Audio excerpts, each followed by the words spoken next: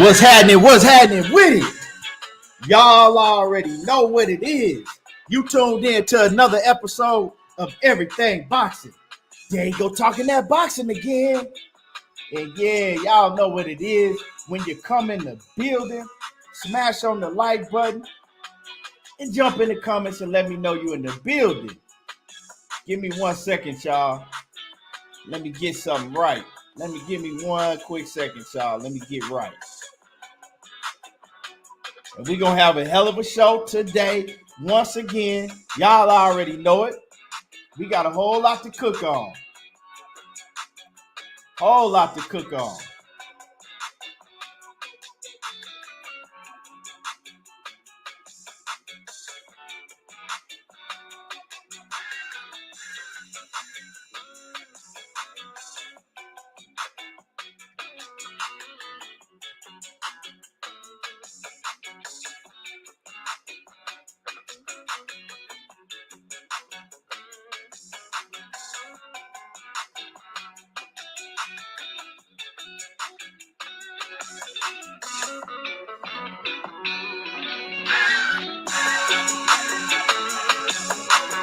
Okay, let's get to it. See who we got in the building. We got my man Teach in the building.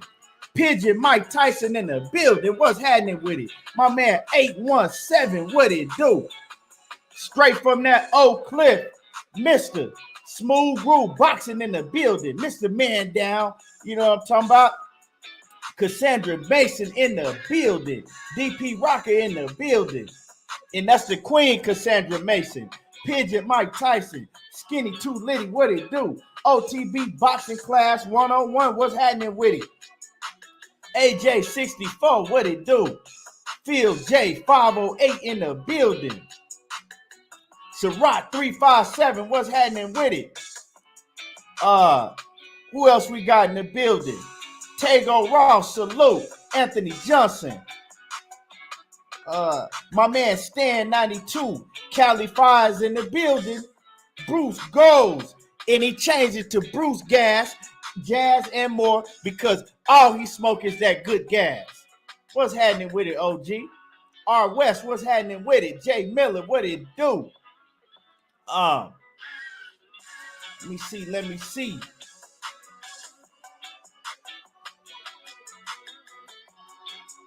Jay Well, what's happening with it? NBA D Nice. PLG Ski, what's happening with it? Yeah, y'all hit that like button as you come in the building. Smash on the like button. Y'all smash on that like button for me if you can. Please, sir. Can you please smash on the like button? And then we got my man, Anthony Johnson, always coming through in that Cash App. I appreciate you. Janelle Holly, what's happening with it? Yes, sir. Yeah, so it's a lot going on in boxing. So I got done watching the little bit. Well, earlier I was on the go and I was watching Ryan Garcia and Emmanuel Tegu, right? You know, they was in the ring with each other. And Ryan Garcia, he got the bluffing like he was finna fight Emmanuel Tegu, like he really wanted to fight in the ring. Man, I don't really have nothing against Ryan Garcia like a lot of people do. But what I got against Ryan Garcia is, to me, I don't know, man. He just seemed fake to me. Like he tried too hard to be real. You know what I'm saying? He just be trying too hard, and that shit just come off as corniest to me. You know what I'm saying? Like, everybody know Ryan Garcia ain't finna punch nobody in no press conference. He not finna punch nobody in no press conference. And I know he trying to hype the fight up and get the fans excited, but it's just, I don't be believing him. You feel what I'm saying? Like, I don't believe it. It's not believable when he do it. He too goofy. Yeah, John Kramer. What's happening with it, John? Exactly. He's too goofy, so it just don't look real when he do the shit. Mike Ron, what's happening with it? And so, John Kramer, I'm waiting for you to come in here, man. The motherfucking Carolina Tar Heels The North Carolina Tar Heels, bro. They sorry. Well, I ain't gonna say they sorry, but they laid down. They soft. They soft. They got exposed. I bet on them and they got exposed. How you gonna lose a 16-point lead? How you lose a 16-point lead? Come on, man. Come on. How you lose a goddamn 16-point lead? And that big man y'all got, that nigga soft as tissue paper. He's soft as hell. What's his name? The big dude y'all got with the dreads. That nigga so soft. I think y'all point guard, he a baller though. He's the point guard or the. But I hate when the game is wire to wire, and then you get the niggas. Everybody want to be a fucking hero. It be men wide open, and they want to drive the ball and be a hero and shit. I hate that shit, man. I can't stand that shit. Like, play team ball and stop trying to be the hero all the goddamn time. And y'all hit my like button. Y'all smashed the like button. Yeah, man, I was pissed off about that. I was so pissed off about that on Monday night because it ain't no way that North Carolina should have lost that game, but they got exposed.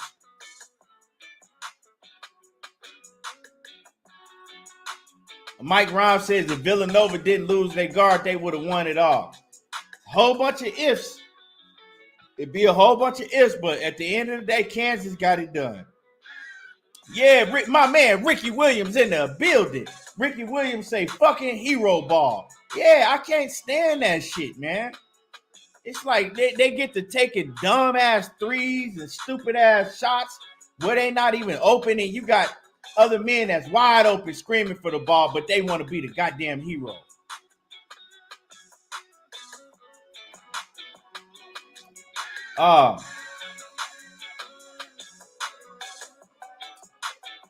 Nah, the big man, what's his name? It ain't Caleb Love, is it? I'm talking about is it Caleb? I'm talking about the big man that was acting like his ankle was rolled and shit. Is that his name? I don't think that's his name. I'm talking about the big man that was acting like his ankle got rolled. He's soft as hell. He hella soft.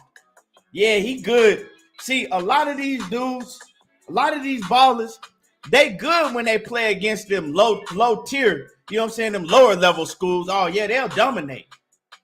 Put them in the paint with somebody else that could play. And then you'll see if they get exposed or not. And he got exposed. He's soft. Yeah, Baycott. That's what I'm talking about. I'm talking about Baycott. Armando Baycott. That nigga's soft. Yeah, Baycott. I knew that. I was like, man, Love. I ain't talking about Love. Baycott is his name. Oh, yeah, Love is the guard. Yeah, that guard, he could ball. You know what I'm saying? Baycott soft as hell. I can't stand those soft ass big men. You know what? Just like I was chopping it up with Blue, telling him yesterday, man, I can't stand no goddamn Anthony Davis, big man ass nigga. You know what I'm saying? I can't stand them big men that just be soft for no reason. Big ass Anthony Davis and shit. Ricky Williams say, my son bet me $100 that NC was gonna win. He thinks he said he thinks I'm coming for my he said he think I'm not coming for my money. Oh yeah, he gotta pay that. Me and my pops will bet sometime, you know. Hey, if I lose, I gotta pay up. If he lose, he gotta pay up. Skinny too litty say big for nothing. Yeah, like big ass motherfucker, 7'2". Only reason you made it that far is because you 7'2". Because if you was 5'10", you wouldn't have made it that far.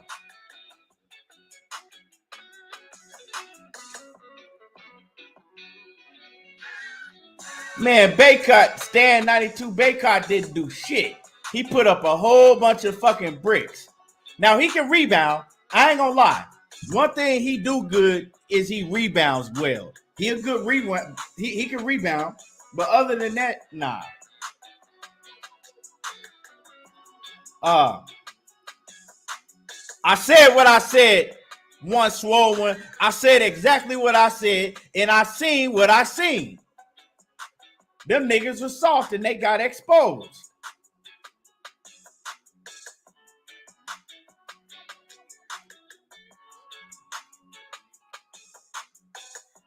But see, yeah, I know he was, a little hurt, but I seen the softness in him before.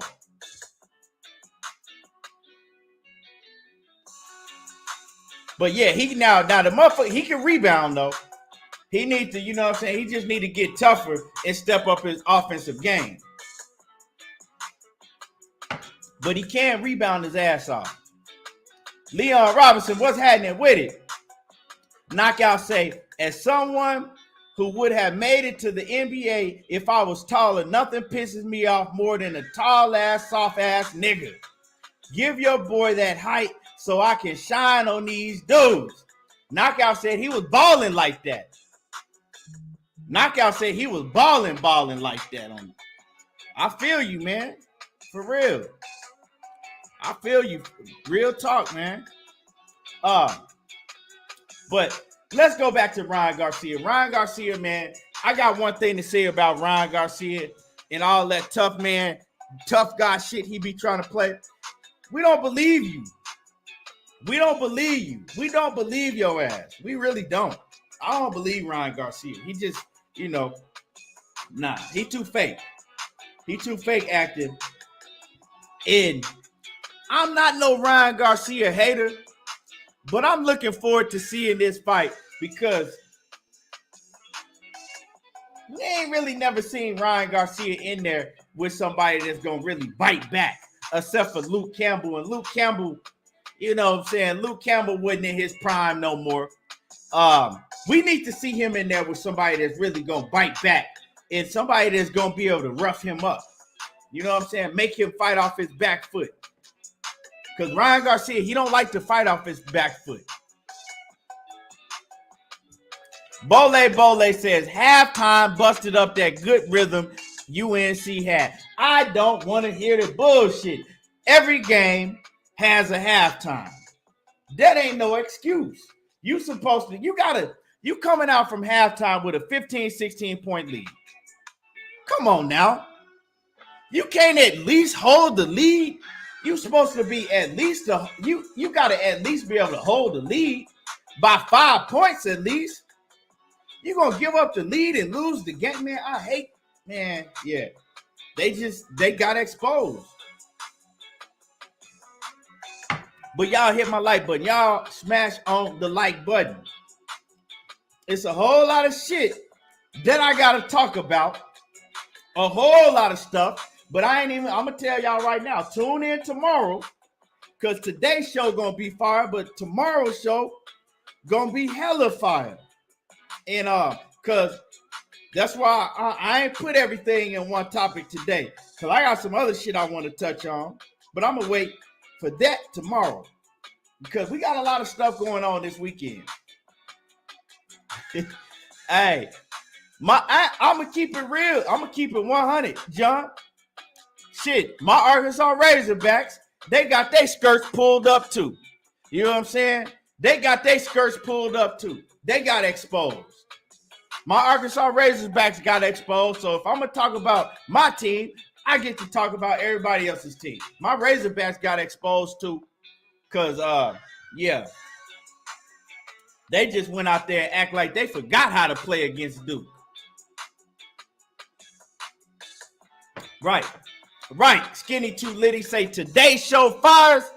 Today's show fire. Tomorrow's show gonna be fireworks. So I'm gonna talk about everything. I'm gonna keep it 100. But man, let's move on. Let's move on. So we got Triple G and Murata. We got Triple G Murata. I ain't really been keeping up with the build up or the follow to that fight. I haven't been keeping up with it because I don't like Triple G. The only reason y'all hear me talking about a Triple G Murata fight, it's only one reason. And the queen, Cassandra Mason, knows I can't stand Triple G. And if I can't stand a fighter, I usually don't even talk about him. But the reason I'm going to talk about Triple G and give him a little bit of play is because he fighting Murata, and I need Triple G to lose, so Canelo will have to hold his word. Y'all got to understand, if Triple G loses, like we talked about a few days ago, Canelo has to go, right? He said, well, I ain't going to say he have to. If Triple G loses, Canelo said that he going to go for undisputed, right? Because ain't no Triple G fight there. So he said after he beat Bivol, he going straight towards undisputed in September if Triple G loses. So the reason I'm going to shine a little bit of light on the Murata and Triple G fight is because I want Triple G to lose. Now, don't get me wrong. I don't like now one of these fighters. Murata, this motherfucker get to hold the title, and he ain't fought in like 3 years. How you got a title you holding on to and ain't fought in 3 years? Triple G, he's the biggest duck artist in boxing. Everybody always talking about Canelo, but Triple G really is the biggest duck artist in boxing. Straight up. If somebody telling me that Triple G ain't the biggest duck artist in boxing, please comment. Please comment, because I got time today. If somebody can tell me that Triple G ain't the biggest duck artist in boxing, somebody tell me, because I got time today. That nigga's the biggest duck artist in boxing, Triple G is. Kano Loco Sports, what's happening with it, Kano? Salute to my brother, Kano. 817 said, I ain't putting hopes on Murata funky ass. I feel you, man. I ain't gonna lie. I don't see Murata winning because I just don't. I mean, you gonna get, but I ain't gonna lie. It's probably gonna be an exciting fight because you got two fucking dummy ass rock'em sock'em robots that gonna fucking stand in the middle of the ring and they gonna punch each other out. That's what you gonna see. Ain't now one of them got no defense. Triple G way past his prime. But the motherfucker's the biggest duck in boxing. He straight up told y'all way back in 2018, I'm not ever fighting Jamal Charlo, and I'm never fighting Demetrius Andrade. It's other fighters out there for me to fight that need a chance to fight me. And then you go see this motherfucker fighting Steve Rose and Zermetas and all type of other doing his whole career. Now, I'm not going to act like Triple G wasn't a good fighter in his prime. He was a, you know what I'm saying? He was a real good fighter in his prime. But at the end of the day, he wasn't fighting nobody. Half of it was on him because he didn't want to move his funky ass up and wait to really get no smoke. And then the other half was on them niggas that was in the division. They didn't really want to fight him. You know what I'm saying? Kid Chocolate didn't want to fight him. Goddamn, I don't really blame Miguel Cotto for not wanting to fight him because I never looked at Miguel Cotto as a middleweight. You know what I'm saying? Miguel Cotto didn't have no business at middleweight. My man Knockout Boxer said the man fought two good fighters, Jacobs and Canelo. Right. And he did fight my man Kell Brook, but shit, Kell Brook had to move up 2 weight classes. So you can't even count that. You can't give Triple G credit for beating Kell Brook. Hell no. So, you know, Pigeon Mike Tyson said he swept Martinez. You talking about Cotto? Man, Martinez was hurt. Martinez wasn't the same Sergio Martinez. If Sergio Martinez had been that same Sergio Martinez he was before he had came off of that torn ACL, Sergio Martinez would have beat the brakes off of Cotto. If you know boxing, you know that 100% Sergio Martinez in his prime would have beat the brakes off of Cotto. Rolling Red said niggas did duck Triple G at first before he got exposed. Yeah, but let's talk about who ducked Triple G, right? Kid Chocolate ducked him. Really the only two biggest names that really ducked him, because y'all got to think, the middleweight division at that time, that shit was kind of weak. Middleweight division was kind of weak at that time. You had Kid Chocolate, and you had Danny Jacobs. Danny Jacobs ended up fighting him. Kid Chocolate ducked him. Cotto, like I said, we talked about Cotto. Cotto ducked him, but Cotto shouldn't have never even been fighting at 160. And Canelo Alvarez prolonged it. Canelo didn't duck him, but he did prolong the fight. You know what I'm saying? Because if y'all go back to what was really popping when Triple G was calling out Canelo kind of prolonged that shit, but he still fought him. So at the time that Canelo fought Triple G had, well, he was still in his prime because he hadn't taken no punishment, right? He hadn't taken no punishment. His hardest fight was Daniel Jacobs, but he didn't take a lot of punishment in that fight. He didn't take no punishment really until he faced Canelo to keep it 100. But but the thing is, at that point in time, you've been fighting at the division for 12, 13 years. Why don't you move up? Why don't nobody have that same energy for Triple G? Like, nobody talks about Triple G yet. Like, yeah, he was ducked by a couple cats at 160 because there wasn't really no big hitters at 160 at that point in time anyway. There was just big threats like that to Triple G, right? Kid Chocolate, we seen what he turned out to be, and I like Kid Chocolate. He's a hell of a man, but he wasn't no threat like that. Daniel Jacobs fought him, and he didn't move up when he should have moved up. If you don't have nothing left in that division, why don't you move up? You see what happened when Andre Ward pulled his motherfucking whole card. Everybody was telling he's this and he's that, and he'll knock out anybody from 160 to 175. This motherfucker was calling out Floyd Mayweather, right? Let's not forget that. He was calling out a 39-year-old Floyd Mayweather, trying to get Floyd Mayweather to meet him at like a 158 catch weight or something. Come on now. You calling out Floyd Mayweather,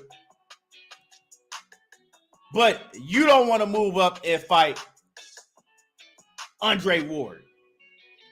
That would have been a big ass fight. Y'all know how big Andre Ward in the Triple G fight would have been, but he ain't had no nuts like that. So the dude is a fraud. He's a fraud. So when I say he's a fraud, I'm not going to tell you he was never a good fighter, but the whole persona of Triple G was fraudulent. In his whole career, he's going to have a career, right? This is how his career is going to be. 15 years from now, he's going to be forgotten about. Yeah, he'll be in the Boxing Hall of Fame. I don't give a... Nobody goes to the Boxing Hall of Fame to see who's in the Boxing Hall of Fame. Yeah, he'll be in the Boxing Hall of Fame, but ain't nobody going to remember him like that. And if he is remembered, it's going to be for getting beat by Canelo Alvarez. Really. You know what I'm saying?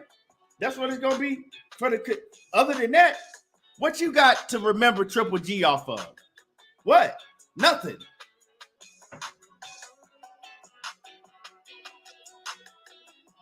But he would have got my respect if he had been like, you know what?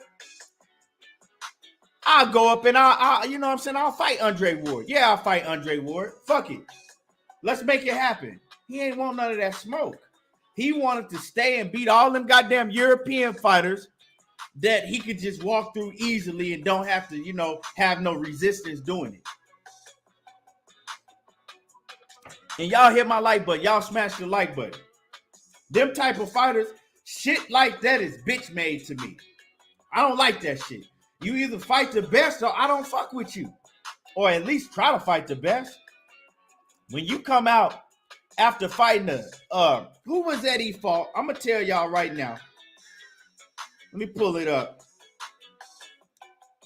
Like, this motherfucker was finding Dominique Wades and shit. He was finding opponents ain't nobody ever heard of in the middleweight division. Mo L, what's happening with it?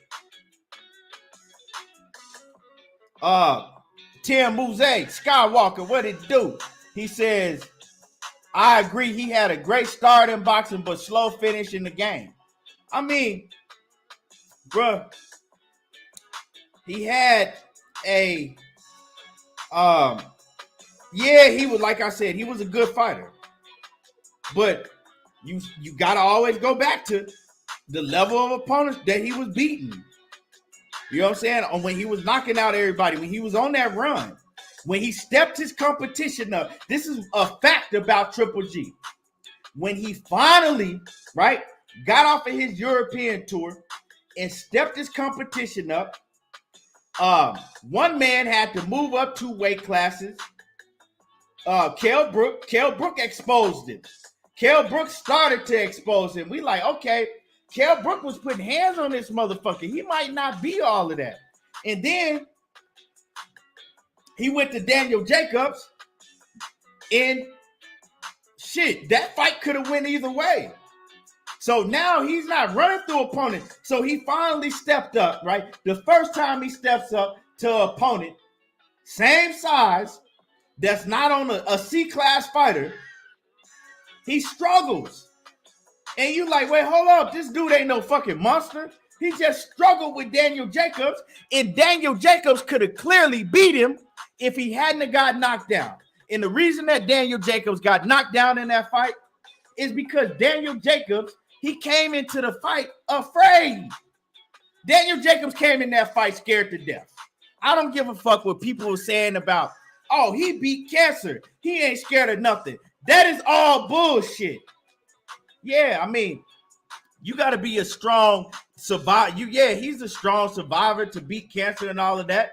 But him beating cancer and beating somebody in the boxing ring don't have nothing to do with each other at all. You know what I'm saying? So they tried to build on that like, oh, he's not afraid of nothing because he beat cancer. No, I saw a man that was fucking nervous in that fight. He was nervous and he was afraid when he got in the ring with Triple G until he really felt Triple G's punch, and he got dropped and he got up and he's like, man, hold on.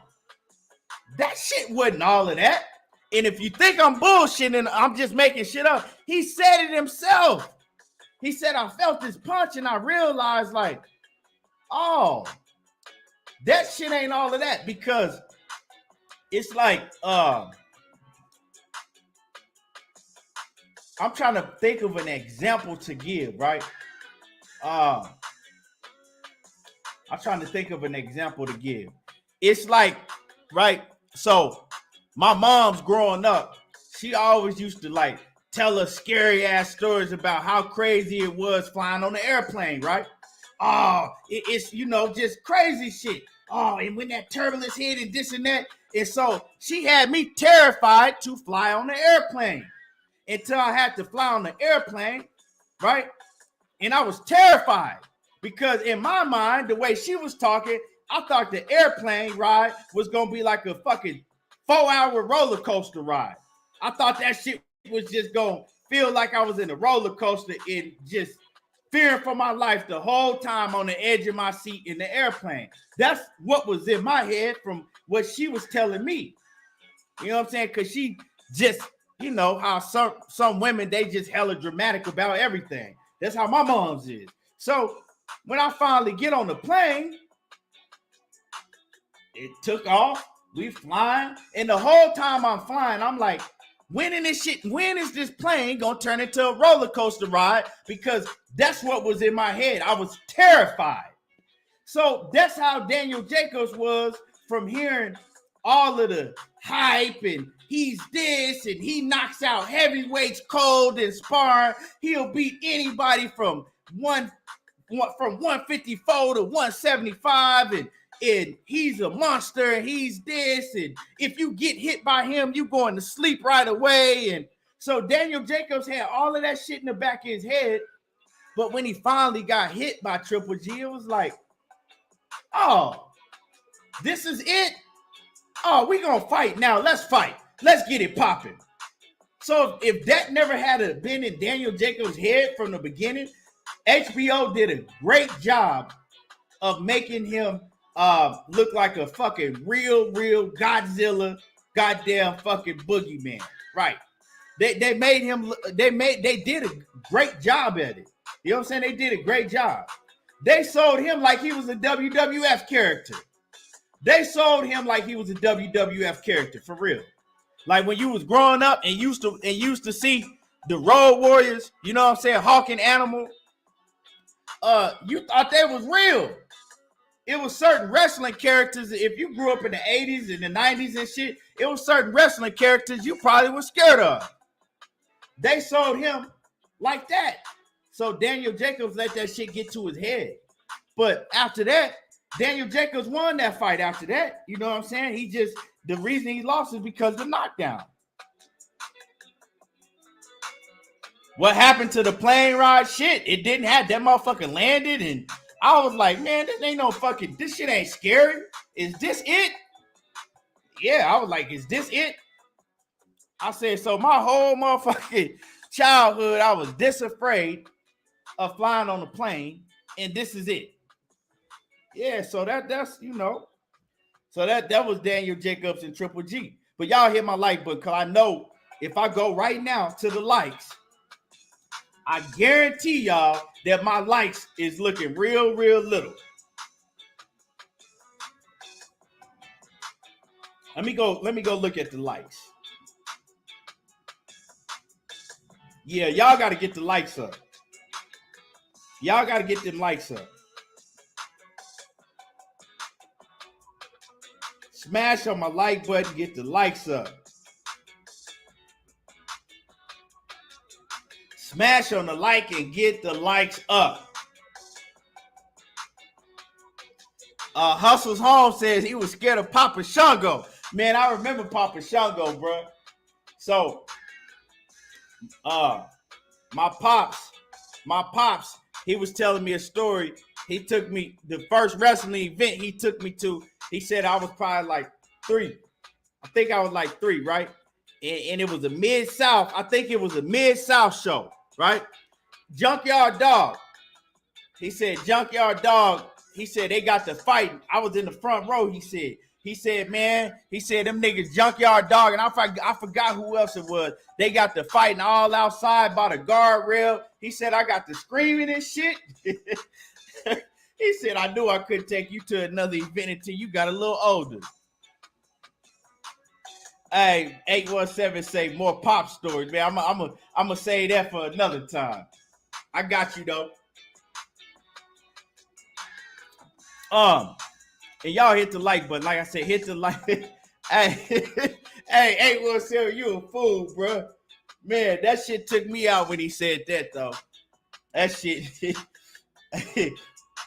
Oh shit. Skitty Too Litty said he was scared of the Undertaker, Kane, Boogeyman, and Papa Shango. Hey, some real shit about Kane. I mean the Undertaker, not Kane. Some real shit about the Undertaker, right?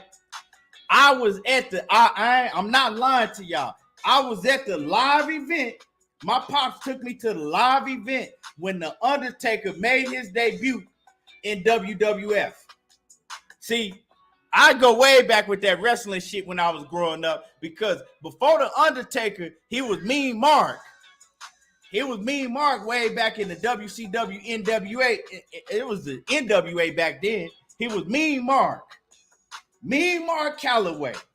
And I was there the night that he made his debut as the Undertaker in the WWF. Yep. It was in 1991. I was there when he made his debut. I was right there in the arena. I'll never forget that shit because I was 4 rows back. We was right there. And afterwards, I got to run up to the little guardrail, and Hulk Hogan, he had signed, you know, them big ass fucking hands back in the day, them big ass Hulkamania hands and shit. It'd be like, I can't think of it, but it was like a big ass hand with the one raised up. He signed that shit for me. Yeah, so you know, that shit was in 91. Nikita Koloff was my guy. That was my dude. But my dude, my real talk, motherfucker, the total package Lex Luger. Couldn't nobody tell me shit about Ron Simmons and the total package Lex Luger. And I'm talking about the Ron Simmons with the Jerry curl. See, it Ron Simmons, the total package Lex Luger, in the Junkyard Dog. The Junkyard Dog was my first ever favorite wrestler. Y'all don't know about y'all don't know about JYD. Yeah, that total package Lex Luger was that dude. Motherfucker was selling all them goddamn steroids. Lex Luger was selling all them goddamn steroids and shit. Yep, Ron Simmons sure was. I remember watching that pay-per-view when Ron Simmons, who he beat? He beat Big Van Vader and became the first ever black WCW champion. He whooped on Big Van Vader. Them Steiner brothers as a tag team. They took that shit to a whole nother level. When they started doing the motherfucking, what you call that shit? That head scissors off the top rope. Ain't nobody never had seen that until Scott Steiner came off the top rope with that motherfucking head scissors joint. Yeah, Big Sid Vicious was that dude. Motherfucking Big Sid. Y'all remember when Sid Vicious broke his goddamn his ankle and the whole bone came out? That was the nastiest wrestling injury I had seen up to that point. Probably to this day. When Sid Vicious' whole fucking ankle snapped in half and his foot went one way, the leg went the other way, that shit was crazy. Yeah, see, y'all talking about Big Papa Pump. I'm talking about Scotty Steiner. But yeah, man. But Papa Pump, when he changed to Papa Pump, he took his star status to a whole nother level. Legion of Doom. That was the Steiner brothers and Legion of Doom. But y'all don't even know Ultimate Warrior and Sting way back in the day. Way back in the day when I was little, Ultimate Warrior and Sting, they was a tag team. Yeah, Hawk and Animal was a beast. Hey, I got you. Y'all don't know that my man Kyle, the boxing section TBS, my man Kyle, he was a wrestling manager. He was a manager.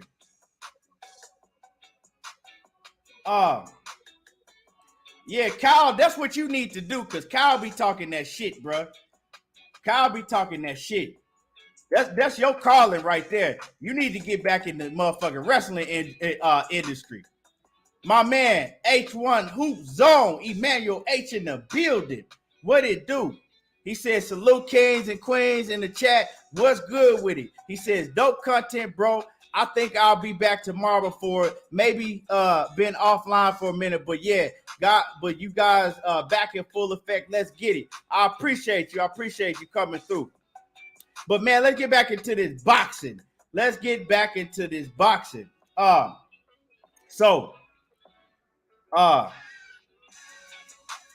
talk about Errol Spence, man. Let's talk about Errol Spence. Now, when Errol Spence, remember back when Errol Spence was on his Girls Live and he told Terrence Crawford, and he wasn't even really talking to Terrence Crawford, and we've talked about this several times.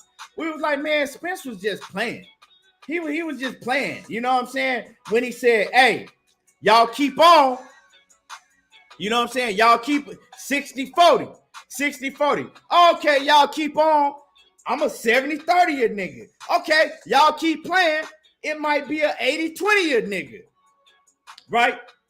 Now, when he first said that, the Terrence Bud Crawford Fanatics, right? The BPC, the Bud Protection Committee, they came out. Oh, he don't want to fight. Oh, he's pricing himself out to fight. Oh, he's scared. And we was like, man, y'all need to calm down.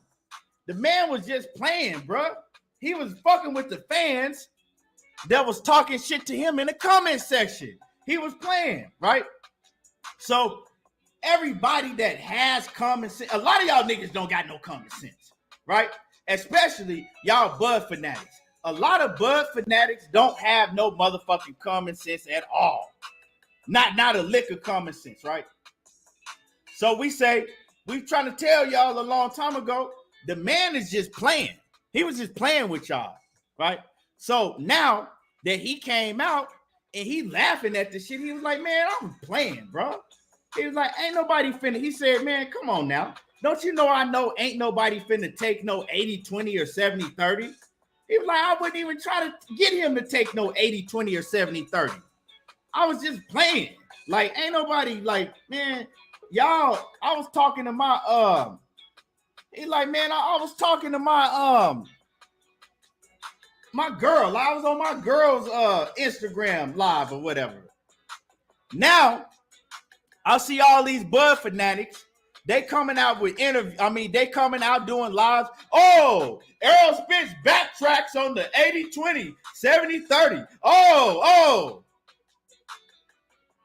So y'all mean to tell me y'all been that ignorant for this long and didn't know the man was playing?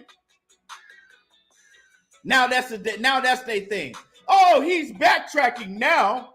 He's backtracking now because he knows that Bud is not gonna stand for that. Like these dudes, man. Y'all know who y'all is. If y'all in the building, yeah, I'm talking to you. Y'all motherfuckers act so goddamn ignorant. You know what I'm saying? Yeah, they being exposed, knockout. They pulling their skirts is getting pulled up, and their clitoris is being exposed. That's what it is. They being exposed, bro. And it's funny because now they want to act like all of a sudden, Errol Spence, he wants to pretend like he was playing, and they so goddamn surprised. And we've been telling them this for how long? 2 years now? How long ago was that shit? 2 years ago? He was playing. So now that Errol Spence, he's showing you like, I'm joking. I was playing. Yeah, I'm saying it. I want to fight the nigga. I've been wanting to fight him. I was never going to try to, you know what I'm saying, offer him no 70-30 or 80-20. That was never it. And also, Errol Spence let y'all niggas know, that's the fight I want. You feel me?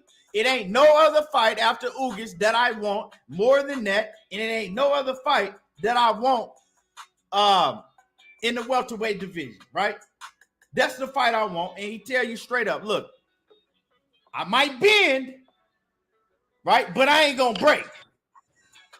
I might bend, but I ain't gonna break. What does that mean?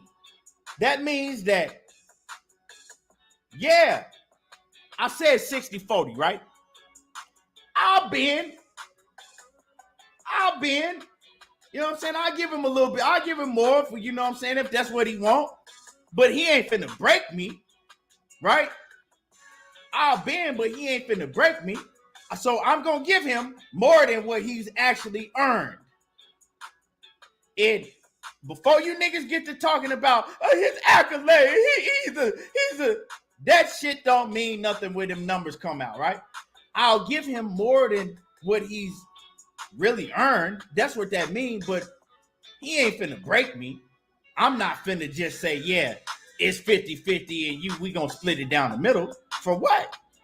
Why would I do that when you ain't earned it? And I did the heavy lifting. So yeah, he's telling y'all right now, he's willing to basically do everything he got to do to make this fight happen, right? On the other hand, I'm gonna tell y'all right now, and I'm gonna get into this more tomorrow.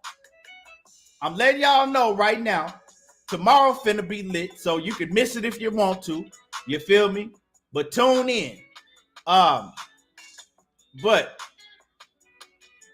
I'm gonna tell y'all right now. Now that Errol Spence is really that nigga with the shag, and they gonna be able to see that firsthand themselves on April the 16th. He's not. I'm telling you, that energy about fighting Errol Spence ain't the same. It's not the same. But I'm gonna leave that into tomorrow. That energy ain't the same no more. But yeah, Errol Spence, man, he did a few interviews. He did one with Sean Porter. He did the one with Brian Custer was fire. That shit was fire. You know what I'm saying? And he did another one. I forgot what platform he did it on. But all of the interviews he did was fire. In his mind is right.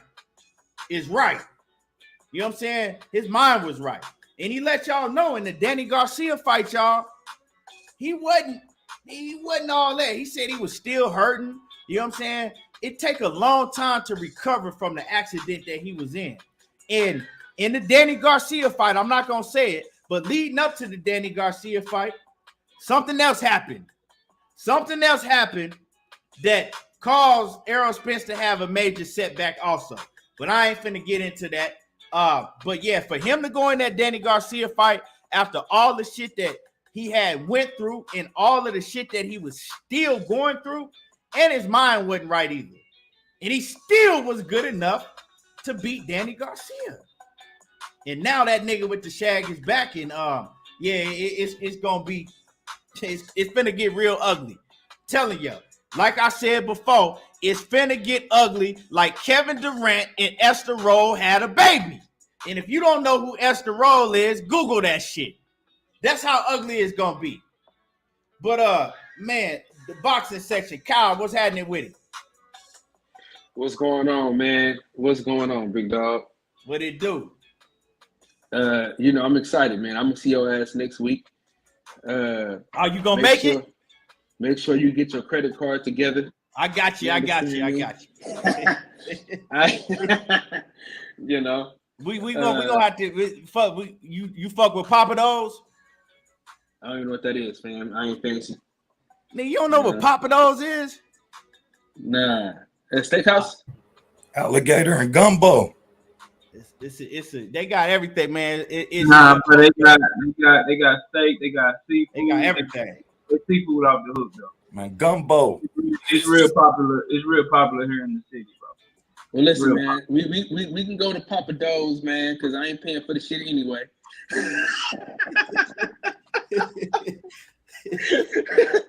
So but nah, man, I'm looking forward to seeing my homie again, man. You know what I'm saying, in the flesh and shit like that.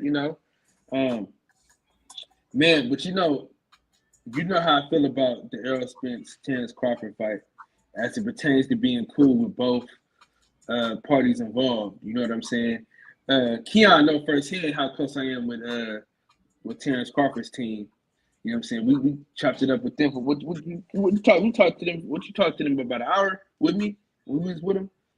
Yeah. We were probably like 40 minutes. Yeah. Yeah, because I was with them dudes all day and shit. So, but yeah, man, I'm excited, bro. I'm excited to see my boy back in the building, getting busy. He looks 100% focused.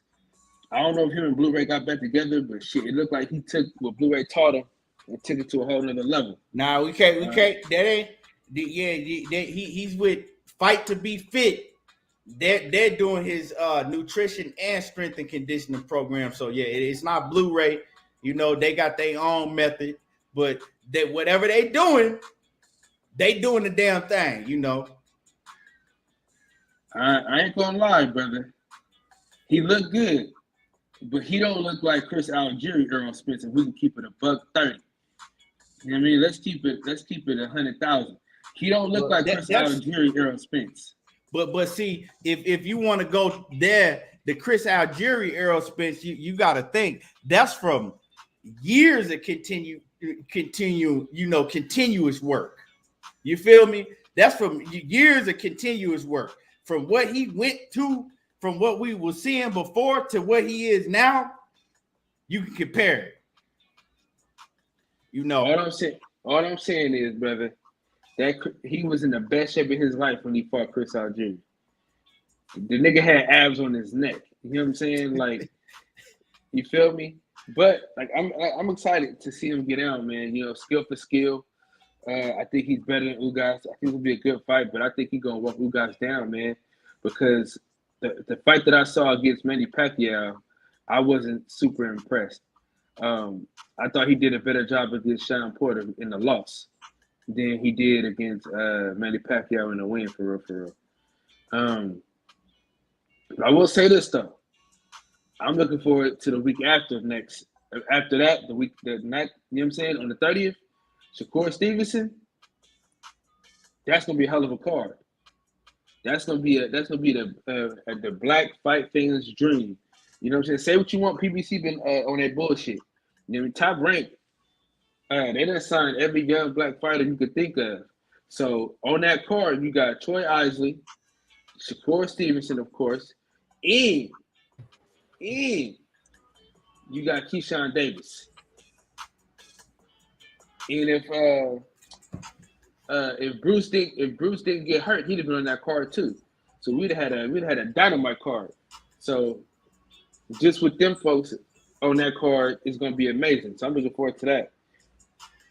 Yeah, man, that's gonna be a good ass card. So I'm looking forward to getting to Vegas for that. Nah, that's real shit. Real talk, man. I can't wait. We got a lot of great things coming up, man. I'm gonna let OTB, man. Let me get what's your take on, you know, everybody coming out right now.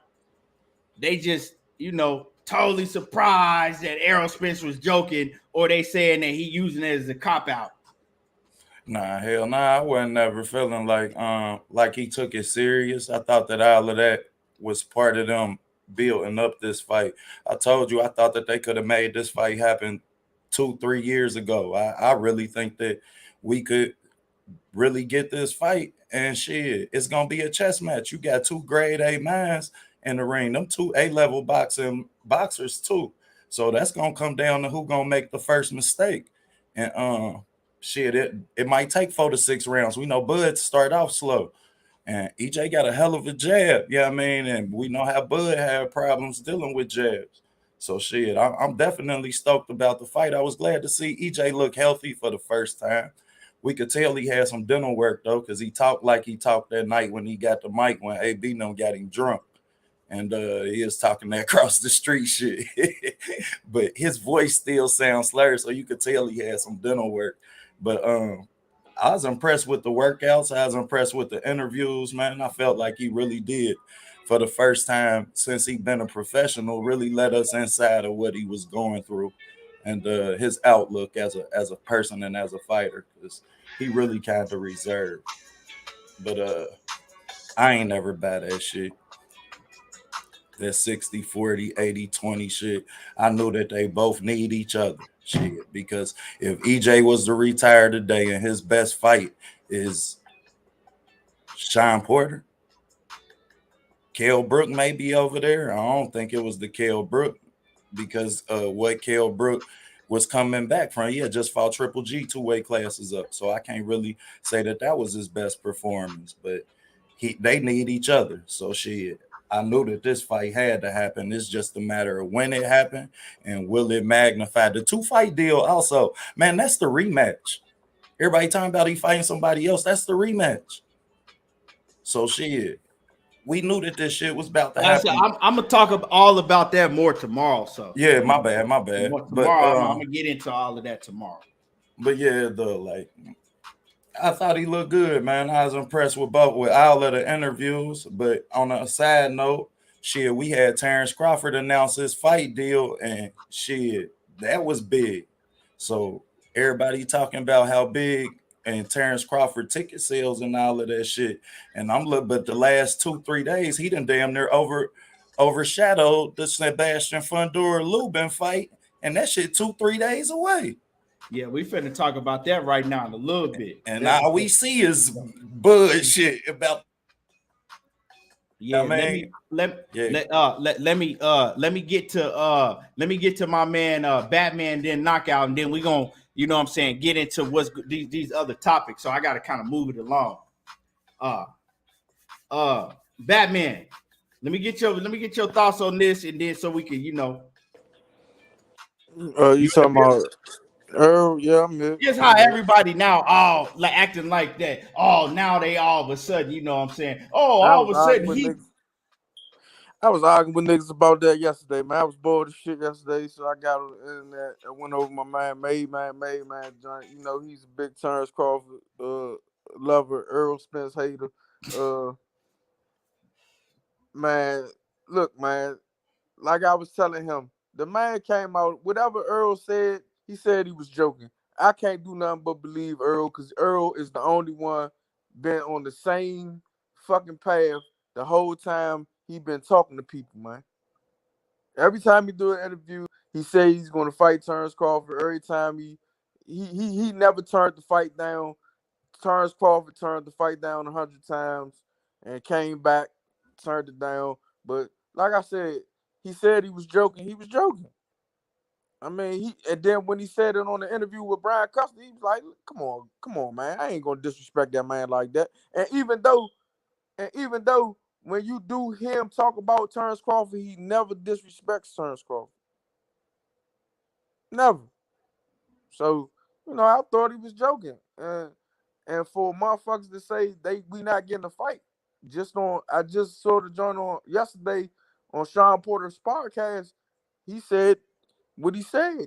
That's the fight he want. He told the powers that be, like everybody say, that's the fight he want. And if then he's gonna move up to 154 because his body can't take it. But hey, man, go ahead, knockout.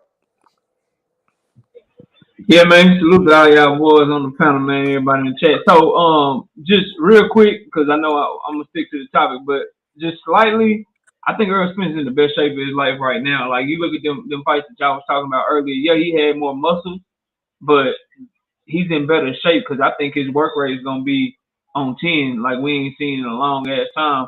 The way that he's being trained, you can tell he's being trained to be lean and be strong, but to continue getting stronger as the fight goes on. You could just tell by his workout that he was doing in the media workout, never taking a break. He didn't sip no water in between the heavy bag. He did the whole heavy bag workout, then got some water after that shit was done. He did the whole goddamn shadow box workout, then got some water after that shit was done. He did all the mitt work, then got some water after that shit was done. He wasn't taking breaks in between, bro. That says that you in shape, bro. That says that you ready to go. So I think he's in the best shape I've seen him in, since he's been fighting, in my opinion. Then plus, on top of that, he's a much more skilled and a much better fighter from his mind and his ring IQ than he was when he was fighting the likes of like Algieri and Peterson and shit like that. So I expect him to be on 10 in the fight. In terms of what you talking about, Keith, I mean, the narratives, bro, they being debunked and they falling down brick by brick, domino by domino. You know what I'm saying? I know you have, and I know you've heard me been trying to tell people multiple times that homie wasn't serious when we were talking about some 70-30, 80-20 shit. His girl was going live.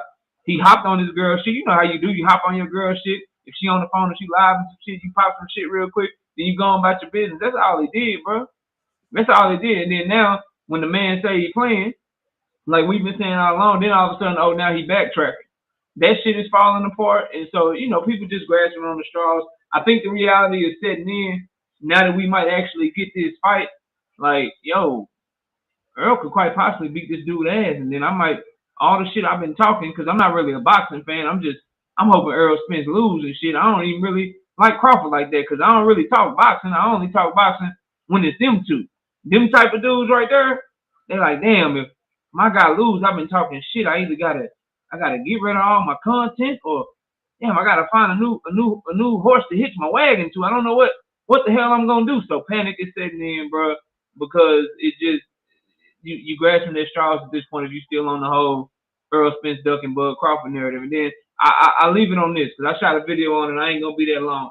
I just also find it funny and hypocritical. And if you want the whole breakdown, y'all can go check out the video on my channel. But I just find it funny and hypocritical that when Keith Thurman was asking for $10 million to fight Terrence Crawford, or Manny Pacquiao wanted $40 million to fight Terrence Crawford, or Danny Garcia wanted a big payday to fight Terrence Crawford, or Sean Porter wanted a big payday to fight Terrence Crawford, they were being said that they were pricing themselves out, and they was ducking, and they was running, they was scared because they knew they was gonna get their ass knocked out. But now here we are, fast forward, Terrence Crawford is asking for his biggest bag to fight Errol Spence.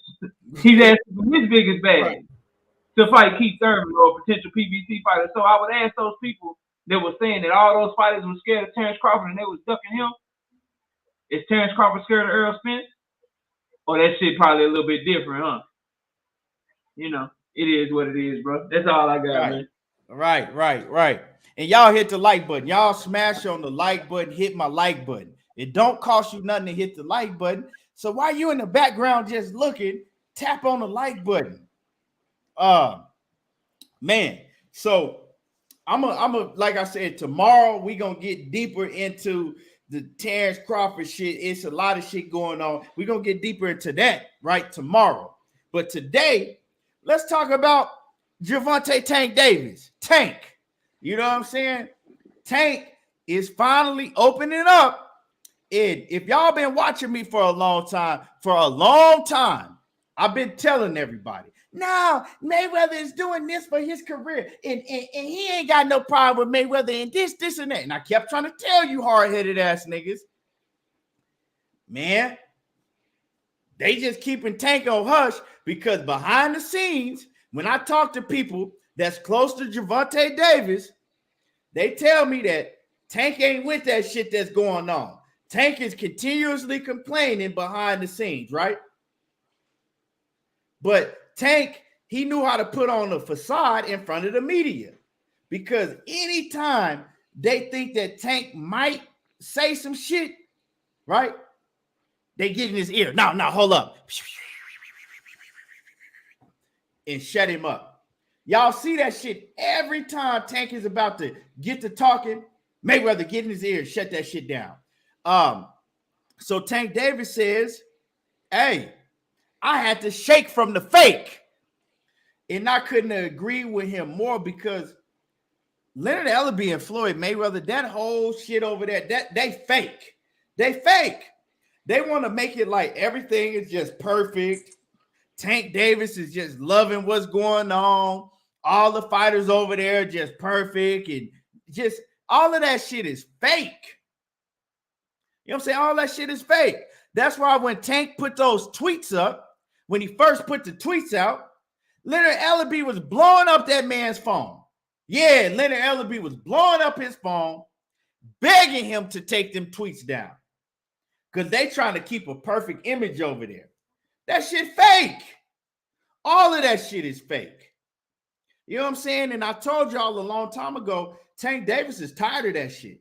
He's tired of it. And now he's coming out and he's saying exactly what I've been telling y'all. Them niggas is fake. I had to shake away from that shit, right? I had to get away from it. And a lot of Gervonta Tank Davis, well, a lot of Floyd Mayweather fanatics, they turning on Tank now. All of a sudden, Tank ain't even that good. All of a sudden, Tank is going to get stopped by Rolly. All of a sudden, Tank is finna get exposed. Now, they turning on him, right? All of these Floyd has a strong influence, right? Floyd Mayweather fans, hey, they riding with him till the wheels fall off. He has a real strong influence. Now, the same Floyd Mayweather fans that was, oh man, that was always taking up for Tank Davis and Tank is this and Tank is that. Now they riding against him. All because of Floyd. Now, my question is, my thing is, right, yeah, you give Floyd credit because Tank Davis got built to a certain position, but what was y'all gonna do? What was y'all gonna do? Y'all was gonna keep using Gervonta Tank Davis because that's what they was doing. Gervonta Tank Davis is a grown man now. He finally got out of that goddamn fucking Get Out trance. Y'all seen the movie Get Out, right? That was Gervonta Tank Davis. You know what I'm saying? The nigga that played in Get Out, that was Gervonta Tank Davis. And the niggas that had him hypnotized in the trance was Floyd Mayweather and Leonard Ellerbe, and they did it with money. Man couldn't even talk for himself. And so now when you hear Tank talk, all he talk about most of the time is money. Oh, I'm making more money than them. I'm doing this. I'm making more money, right? Now he's finally getting out of that trance that they have him in. He finally getting out of that trance. And I'm real excited to see where he go from here. I'm real excited because now he gonna have to talk, do his press conferences by himself. Floyd Mayweather was doing all of the talking. So now we're gonna get to hear him talk and do all of the talking himself. And I want to see. And I'm real excited to see when they start getting closer to this Rolly Romero fight. I want to see what the energy is with Floyd Mayweather. I want to see if Floyd Mayweather even gonna show up to these motherfucking press conferences in the build up to this fight. I know Leonard Ellerbe will, because if fake was a definition, Leonard Ellerbe face would be on it, right? I know Leonard Ellerbe, he gonna get in front of the motherfucking cameras. He gonna get in front of the cameras and, I don't know what y'all heard about Gervonta Tank Davis and all that stuff don't matter because Gervonta Tank Davis is our fighter and we're looking forward to a great fight, and he gonna skip around it. So Leonard Ellerbe is just gonna make it like, everything is perfect. All that shit on Twitter was just to build up the fight. Gervonta don't got no problems, but Floyd, Floyd will slip up and say some shit. You know what I'm saying? Well, he'll say some shit for about probably 30 seconds, and then the next 45 minutes, he's gonna talk about the great moves, and that he made in his career and the big investments that he made and all of that shit. Right?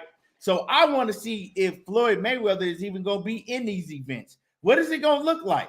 Right? That's a build up to the fight itself. What are these press conferences and shit gonna look like? They gonna get to asking Tank Davis about what he got going on with Floyd Mayweather, but all of that shit with Gervonta Tank Davis and Floyd, all they was doing, and they was making money off him. All that shit that Floyd was like, oh, I care about Tank. Tank Davis is like a little brother. All that shit was a lie. The whole time it was a lie. Let's get real. He didn't like Gervonta Tank Davis. Tank Davis ran up in his motherfucking daughter. He wasn't feeling that shit. Would y'all be feeling that? Let's keep it real. Y'all wouldn't be liking that shit neither. Gervonta ran up in his daughter. You know what I'm saying? And went behind his back and did it. So come on. Floyd ain't never, man, come on. Floyd looked at Gervonta Tank Davis as a payday. Fuck this little nigga right here, right? But I'm going to use his ass, and I'm going to continue to put him in a ring with Rudy Poots, and I'm going to continue to get the most money I can out of him, you know what I'm saying, and keep him out of danger. Because it don't matter how much you like Gervonta Tank Davis, this is boxing. If you in the ring with the best of the best, you can lose. And their whole motto was, let's keep getting money off this little nigga right here, right? Because he all we got. And we're going to make sure that we keep getting top dollar off him, because we ain't going to put him in the ring with nobody he can lose to. Hey, Keon, he hit Mayweather's daughter, huh? Which one? Huh? I said, which one did he hit? The oldest one or the one who got the baby with NBA Youngboy? The one that got the baby with NBA Youngboy. But I don't even want to get, I shouldn't even said that, but a lot of people, I think that's kind of public now. A lot of people already know that, but but I'm a move your on. little So, man already put it out there though, Keith. Huh? Yeah, you ain't said nothing new, kid. You good? Yeah, that's what I'm saying. A lot of people already heard it getting put out. Shakur already put it out there. He was the first one to put it out there. Oh, well, we're gonna blame it on Shakur then. Hey, but man, I'm gonna go to the boxing section, TBS. I'm gonna let you cook on it real quick and then pass it to OTB, and we're gonna go around it, Okay. Yeah, I'm gonna be quick because I gotta get back to work and shit. I wanted to make sure. Batman, what's up with the big dog? I had to tap in with my folks. But hey. I'll say this, man. In the words of the great philosopher, Batman, them guys over there, man. Them guys, man. I think, man, they were some of the worst promoters I done seen, man. To have the reach of Gervonta Davis to let it just go nowhere. You know what I'm saying? I mean, the man sold out all these arenas, and they just said, we ain't going to build him up. We just going to let him stay right here because I don't think I want him to have a better career than me. You know what I'm saying? I just think Floyd Mayweather is a hater because anybody that's like threatening his crown, he just started talking shit. He don't give a fuck about him. But the thing is, Gervonta Davis, he's doing the total opposite of what Gary Russell is doing, right? So Gary Russell is playing the game so his brothers can eat. Gervonta Davis ain't doing that. You know what I'm saying? He playing his own game, and Richardson Hitchens is gonna suffer because of that. But I mean, what can you do? You know what I'm saying? What can you really do though? You know what I mean? I think that I think Tank is a hell of a fighter though. I think that he should bounce from Mayweather so he can finally talk in his fucking press conference. You know what I mean? So he can finally, you know what I'm saying, tell people how he really feel about the fight. Instead of having this nigga Mayweather jump in every 5 minutes talking for him. So I mean, I'm excited to see what he's gonna do with his chance at stardom. Because I mean, this is the start of it. You know what I mean? He get past Rolly, then he can start setting his own table. I mean, you're gonna have to come to him anyway. You know what I'm saying? He the biggest draw at 130 to 135. So at the end of the day, you got to come see him. Yeah. And salute to Coach in the building. Coach in the building. Man, my man, Mr. Mechanical, he said, my question is, what's up with the ticket sales? Floyd saying they don't sell everywhere, and I checked, and that's invisible, right? And I had told y'all about this, right? Floyd, that's the fake shit I'm talking about. Floyd, 2 days after Tank came out with that statement that, man, they put my tickets on sale a month before the fight. The fuck they think I'm Michael Jackson or somebody, right? 2 days, maybe a day after that, a day or two after that, Floyd came out and said tickets are on sale everywhere now. You can go get your tickets right now. And my man, Mr. Mechanical, said he been looking for tickets and he can't find no tickets nowhere. So I don't know. I mean, have you seen any tickets knock out? I know you're a huge Gervonta Davis fan. Man, I ain't seen nothing, bro. So Straight up, I ain't seen nothing. I done looked everywhere. That's why he told y'all I had to shake away from the fake. Why is Floyd telling everybody that they can go get tickets? See, that's just fake ass shit, bro. You want to try to do damage control, right? To make him look bad for putting y'all on blast, saying that y'all ain't putting his tickets out until a month ahead of time, and then all of a sudden you come out and all tickets on sale now, but I ain't heard nobody say that they seen the ticket. Where the tickets at? I'm gonna look it up right now while OTB is cooking. Yeah, because you know I'm about to cook. It's only right that this shit come through Cincinnati too, man. Shout out Batman. Shout out Knockout, man. My bad, I ain't hit you off the first time. But I'm gonna quote the Can Man himself. Y'all know Leonard Eller be a bitch. Y'all know Leonard Eller. Them niggas ain't with me. Ain't that what he told y'all? Them niggas ain't with me. Quit playing, man.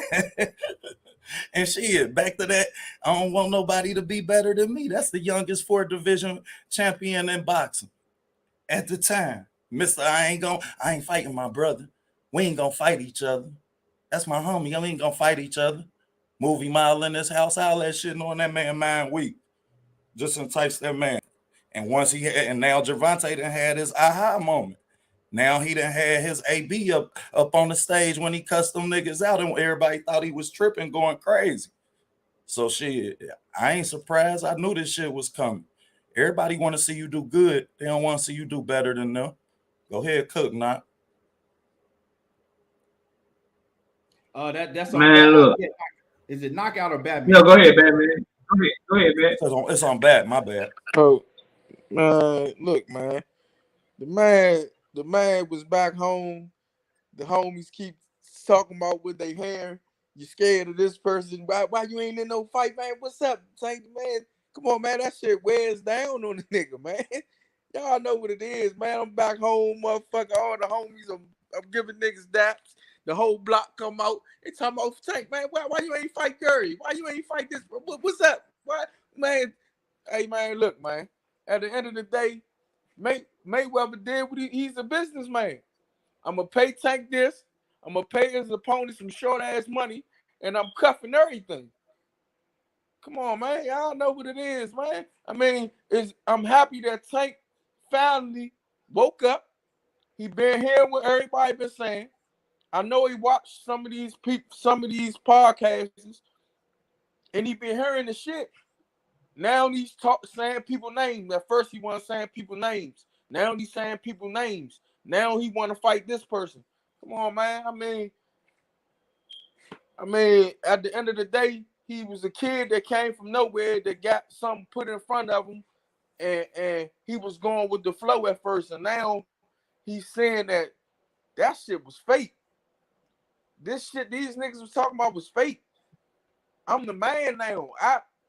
I can go off on my own and do my own thing.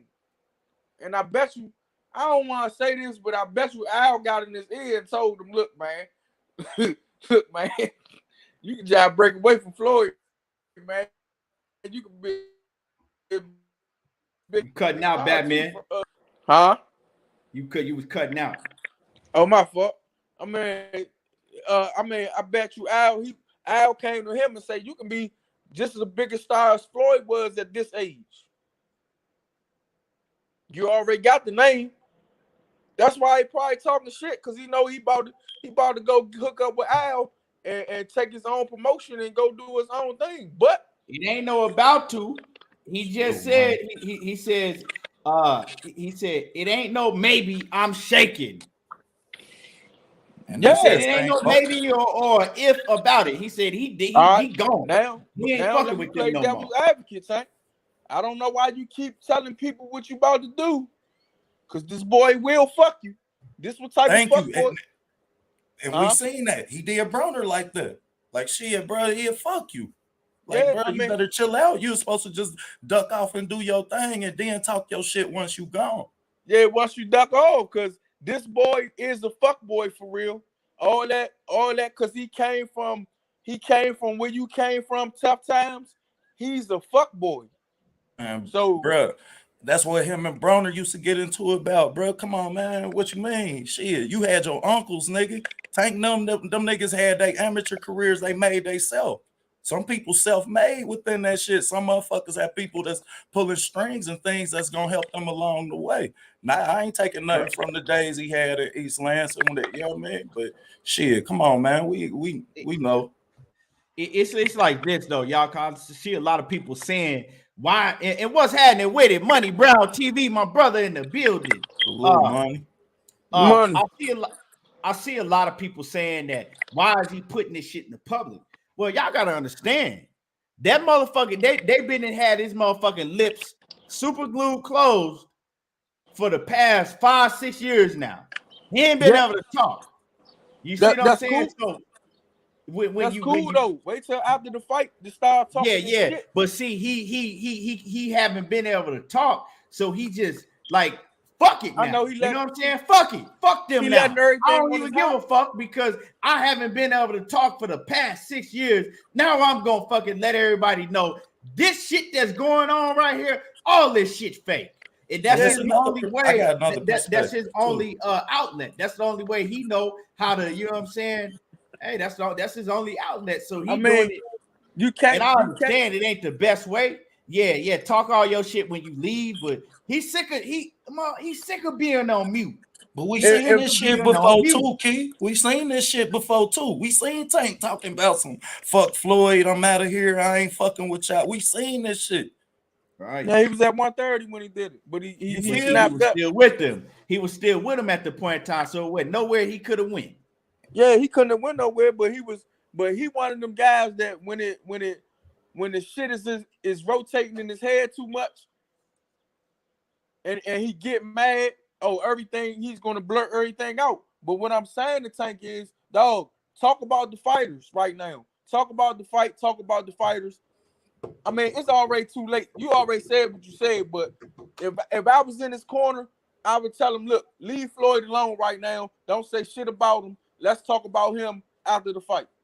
Like Terrence Crawford did Bob Earl. Facts. Yeah. I mean, you right. You right. But I understand why he doing it is because shit. He been on hush for so long, bro. You know what I'm saying? He been on hush for so long, so now he kind of like fuck it. You know what I'm saying? Whatever happened. Fuck it. It ain't. It's not the right. It might not be the right business decision because you dealing with Floyd Mayweather and he moved like a bitch when it comes to that. You know what I'm saying? He moved like a bitter bitch. But And one hey, could say maybe he Tank can't knows. sell a fight too. Hey, Shit, he don't maybe. do shit to sell no fights. Hey, but maybe he knows that Floyd and them they can't fucking hold me back. I'm in with Al Heyman because he is signed under Al Heyman too. I don't know how it works. He's promoted by TMT, but he is signed under Al Heyman. So I don't know how that shit works. Yeah, Maybe Batman could Al Heyman his tell. advisor. Yeah. Al Heyman is his advisor. Al Heyman is his advisor. So Floyd, so Gervonta Tank Davis is a big attraction. So they can't really shelf him or do no fuck shit like that to him. Because I know Floyd, he'll go back and be like, hey, you know what I'm saying? Don't give him no fights, don't do that. But Al Heyman ain't finna listen to that and fuck his own bread up. You know what I'm saying? With a star like Gervonta Davis. Yeah, because it's too much money to be made. Stoner Bars says, nigga, here we got one. We got one. Oh, shit. This is a Floyd Mayweather lover. He says, nigga, I could just tell the tone he trying to say it in. Nigga, Floyd can promote. Okay. Floyd has almost 30 million Instagram followers. When you ever seen Floyd go on his Instagram or even post about a Gervonta Tank Davis fight if Floyd can promote so well? Nigga, you don't see Floyd promoting the motherfucking thing. You see Leonard Ellaby with his big nose in the camera promoting the fighters. You don't see Floyd promoting shit. Nigga, don't come up in here telling me Floyd can promote. You hear Floyd give you a whole 50-minute spiel about himself. Talking about Floyd can promote. I don't give a fuck what he can do. He don't do it. Floyd talks about himself the whole time. And you be like, damn, I forgot Gervonta Tank Davis was fighting.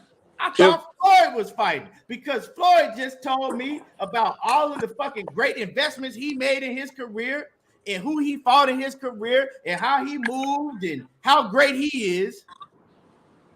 If Floyd can what the fuck they got to do with promoting a fighter? If Floyd can promote, Key, if Floyd could promote, then Richard Hitchison would be the next big star out of Stop that shit. TMT. Talk that shit. Damn sure would. Cause he got just as much talent, if not more, than a lot of motherfuckers, man. I ain't gonna say it, but man, he got a lot. I ain't gonna say it, boy, but hey. And I can't say that Floyd them did anything other than tell us that Tank was next up. Since he told us Tank was next up, he ain't did shit to promote him. He ain't did shit to promote him. Then he got the young boy. He got my young nephew over there. He just signed a little Benton out of Cincinnati. Yeah, Jaleel Hackett. Right? Now, I was about to say Jaleel Hackett. He got my young nephew over there. Yeah, hey man, look, man. He ain't. You don't hear nothing about Jaleel Hackett from Floyd. So how he can promote? I mean, Leonard Ellaby do all the footwork. Niggas talking about Floyd can promote because he promoted himself. Okay, yeah, he can promote. He promoted himself, but who does he promote? What fighters do he promote? Leonard Ellaby, he is the one that promotes Leonard, but he's full of shit. If y'all ain't, if y'all not on to Leonard Ellaby now, something wrong with you. Hey, dog, he's full of shit. And listen to this though, Keith. Leonard Ellaby is the one to give Floyd all his ideas. That's why he's in the position he's in. Right. Leonard Ellaby and Al Heyman and them. And if you want to see who I'm talking about promoting really is, go back and look at that Floyd fight when he fought. Who the fuck was that, man? Robert Guerrero. Yep, Robert Guerrero and Ellaby oiling him. When he told Robert Guerrero, I'm getting paid more than you. That's who Ellerby is. Shit. Leonard Ellerby get that bag too with his big nose ass. Like Leonard Ellerby cool. And you go Don't back, get he me used wrong. to be oiling Floyd up. Oiling Leonard him up Ellerby, he between cool. the Nah, rounds. he was the I didn't met him. He was the assistant coach. He was next to Roger. Yeah.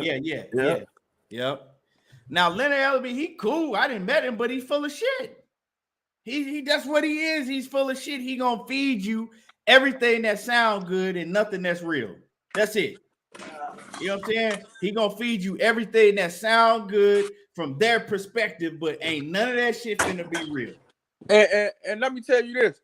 This is and when I say Leonard Ellerby is the brains behind Mayweather promotion, that's why him and Roger, that's why Roger started beefing with him, because when the status of the status of their relationship he had surpassed Roger.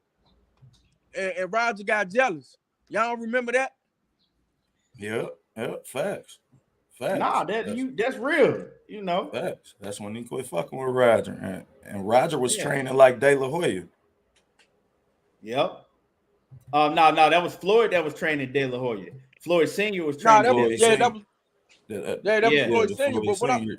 what I'm saying is the stake in Floyd's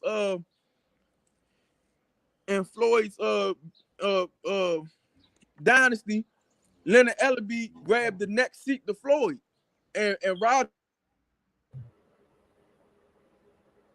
Yeah, that makes sense. He'd be pissed about he was always. Leonard Ellerby had the ideas. If y'all don't see that, everything that Floyd did came from Leonard Ellerby.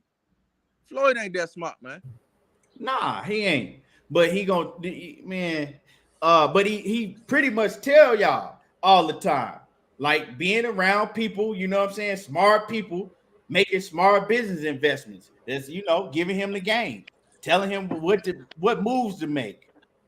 My man, everybody keep asking about Truck Simpson. Truck Simpson is not a TMT fighter. Truck is he was with the PBC. I don't know what's up with Truck right now. No, Truck ain't with Truck signed with somebody else. He was on like the DAZN. He wasn't even a PBC fighter. Yeah, he was fighting on DAZN for a minute. Yeah, and then I don't know what Truck, but he's not a TMT fighter. Coach said, y'all remember when Floyd fired Ellerby? I remember that shit. And got his ass right back. Yeah, but they said Ellerby was crying, bro. They said that nigga was crying, like begging in tears to come back. Hey, they said that nigga Ellerby was really crying. Hey, because he fucked her. You'll be crying too if you put in all that work and your 6-figure check went out the fucking window. Gone. Oh shit, real time. Oh man, I'm telling you, man. World Comeback, what's happening with it? Scotty White in the building. What money? Money had said some shit earlier. Yeah, Money said Floyd promote that damn jet around the world. Real talk. Everything is about himself. Yeah, I'm telling y'all, sometimes Tank be fighting, and I forget that Tank is the one fighting. That's how much he be promoting himself. But man, and you forget this though, Key. Hey, Key, after Tank fight, you forgot Tank was fucking fighting in the ring because the way Floyd started putting all the attention on himself. Right. So, though he be telling man, one thing I gotta say is Tank has been staying in shape now. I think that Gervonta Tank Davis got something to prove because now in his career, he really got something to prove. They kept giving him bomb after bomb after bomb, right? He knew that he wasn't gonna get none of them big names. Now, if you look at Tank Davis, you could tell he been staying in shape. We ain't see him get blowing up in weight no more like that, right? He's focused because he has something to prove because everybody is doubting him now. You got a whole lot of people doubting Tank, and they like, he ain't gonna be shit without Floyd Mayweather. What is he gonna be like without Floyd Mayweather? So I think that now he wants to prove that, motherfucker, they ain't have like, I'm gonna be better without them. I'm gonna show y'all who I'm gonna be. I don't need Floyd Mayweather and Leonard Ellerbe. You know what I'm saying? And so I think he has a lot to prove now, and that's why we see his focus on a whole nother level. Yeah, You know and he fighting for them. He fighting for them 2 babies too. Right. His focus is on a whole nother level, and now that he is really, really focused and he's staying in shape and he's living a fighter's lifestyle, I think he's gonna even be more dangerous than we've seen. He's gonna be more dangerous. Because don't forget, Tank Davis, man, when he was coming up, see what they did is they threw him off, they kicked him off the porch early, and then they snatched him back up and locked him in the house, right? But when they first threw him off the porch and he fought Pedraza, everybody was like, this dude is the next motherfucking big thing. Ain't nobody fucking with Tank. But I think that his progression took some steps back. This is me. I think his progression took some steps back because he wasn't focused. He was blowing up in weight. He was fucking around, doing a whole bunch of silly shit at a real young age, and living a life that's not a fighter's lifestyle. But I think a lot of that got to do with how they was the shit that they was putting in his ear. Everything was money. So he knew he was good enough. Styles make fights. He knew, but he knew he was good enough to beat them Rudy Poos they was putting him in the ring with. You know what I'm saying? Them dudes were no threat to him. Ain't nobody that they put him in the ring with, to me, was no threat to him. Man, Earl already told y'all when they put a Joe Blow in front of him, he don't get up for the fight as much as he get up for the fight when he put somebody dangerous in front of him. And that's just being a competitor as a fighter.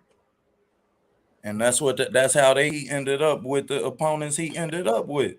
Shit, can't none of them fight in the pocket. Ain't none of them got a jab that's gonna keep him out of the pocket. They knew that. But it was just too late for him to really display how that he could really box. And in that Cruz fight, that was the first time he really showed me that he could box, but he was still uncomfortable on his back foot. He was uncomfortable a lot. Now I'm gonna tell y'all, he got to go in there. He gonna have to knock out. He got to knock out Rody. It ain't no ifs about it. He got to knock him out because if he don't stop Rody and this shit go to the scorecards, then we know what's gonna pop off. You know what I'm saying? We know what type of nigga Floyd is. We know what's gonna pop off. You know what I'm saying? And he gotta be ready to go in there in the motherfucking wrestle. He gotta wrestle. I ain't gonna say wrestle. He gotta wrestle with motherfucking Rolly because Rolly gonna be in the ring trying to fucking rough him up. He gonna be trying to body slam him, grapple with him, and all that shit. TMT, they probably gonna have a ref in the ring, and they gonna tell the ref, let it go. You know what I'm saying? Once Rolly get to grabbing him up and trying to toss him, act like you don't see that shit. Let that shit go. So Gervonta Tank Davis, he gonna have to be on his A game. He's gonna have to be sharp, and he gonna have to get Rolly up out of there because a lot of shit gonna go on in this fight. Rolly ass better not be leaning on Tank and Tank fight that good in the pocket. That shit gonna look pretty. That's gonna be a pretty ass knockout, boy. Nah, Rolly strong, bro. If Rolly get a hold of Tank, and you know what I'm saying, y'all gotta understand, bro. Y'all, Rolly is a fucking black belt in jiu-jitsu. Come on, man. Like, if y'all don't know what that is, you better learn. He's a black belt, so he's a lot stronger than Tank on the inside. So he gonna be able to, to throw Tank around and grapple with him. So Tank gotta be ready for that, and Tank gotta be ready to catch Rolly and knock him clean out. Because he can't let it go to the scorecards. Can't let it go to the scorecards because they gonna rob his ass blind. But we seen Tank do that before. But see, Tank got a chip on his shoulder now, and he's fighting for something. Not only is he fighting for his children, he really fighting. You know what I'm saying? Even I ain't gonna say more so. He also fighting to show everybody that, man, y'all need to stop giving Floyd all the credit. I'm the fighter in the ring. You know what I'm saying? Everybody, he ain't gonna be able to do this without Floyd. What is he gonna do now that Floyd ain't gonna be there? What is he gonna do now? Nah, man, that shit, y'all don't think that bother him? So he want to prove everybody wrong, and everybody that's turned on him, Oh, he ain't gonna be nothing without Floyd. He want to prove everybody wrong, you know. Knockout. I'm gonna go to you.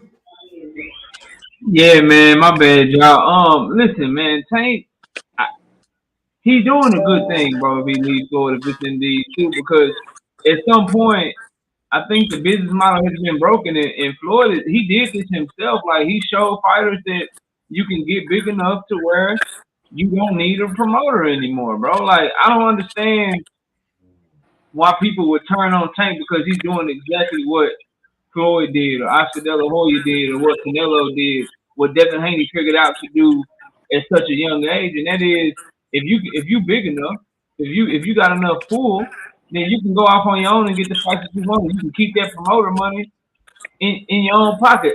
Specifically when your promoter is just using you trying to make money off of you. Like yeah, Floyd made Tank millions. That's cool.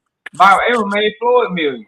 But it got to a certain point where Bob Arum was holding Floyd Mayweather back. And right now, you look at the lay of the land, the same way that we try to tell Terrence Crawford to go get smoked, you know what I'm saying, at 147, 154, he'd have to go see the PBC. Maybe not sign a lifetime deal to him, but a 2-fight, 3-fight deal. Let's just keep it a buck. At 140, 135, those are top-ranked divisions, bro. Every single big fight that he could have is at those divisions. Now, I ain't saying go sign with Top Rank, but you think Bob Arum, he'll do a 2-fight deal with Devin Haney, but he won't, or a 3-fight deal with Devin Haney.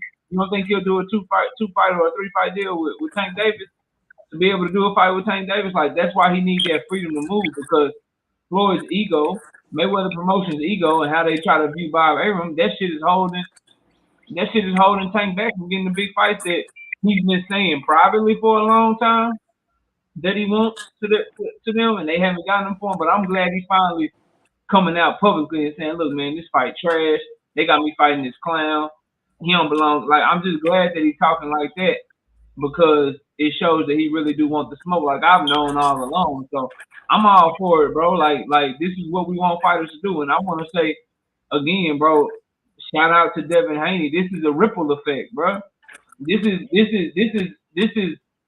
Devin Haney showing, like, bro, if y'all really want smoke, this is how you get smoke. And for all the money that Tank makes, for all the popularity, he's a bigger fighter than Tank Davis. I mean, than Devin Haney when it comes to selling tickets and the casual fan, all that shit. But Devin getting that legacy and shit right now, bro. Devin getting that shit that money can't buy. That respect from diehard boxing fans and people who really, you know, love the two science and love the sport of boxing. And that's the type of respect that Tank can't get until he go move how he looks like he's starting to move right now. So I thought he took a shot at Devin Haney, you know what I'm saying, an unwarranted shot at him with the email championship. But again, I'd rather fighters, like, it ain't like they can't see each other. Shit, like, so if you gonna talk that shit, just make sure talking that shit, don't sign back to Florida and then go back to fighting who you been fighting. Talking that shit, don't go not get that smoke. Like, you think he an email champion, you think he ain't shit? Go show us he ain't shit, bro. Straight up and down. If he willing to do that, then talk all the shit that you want. So I know Devin Haney, you know, diehard fans and shit, they might not like the shit talk, but I love it, bro. I love it. I love it when people talk shit about Tank.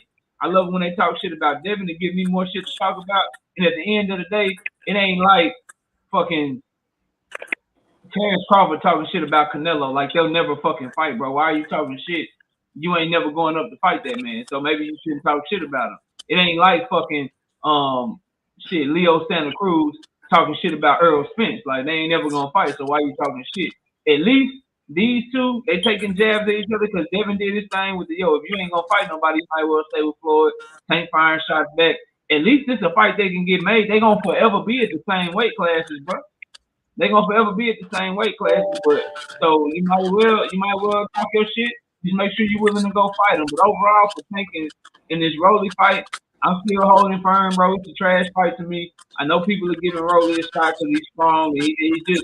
It's such a huge skill gap, bro, to where it's like he would literally have to catch Tank with some shit and just change the whole complexion of the fight, bro. And even if he do, Tank done already proved he got a beard on him. Worse for Rolly, if he catch Tank with some shit and Tank can take the shit, then it's for sure over. But his best bet is that Tank can't take his power. He catch Tank with some shit.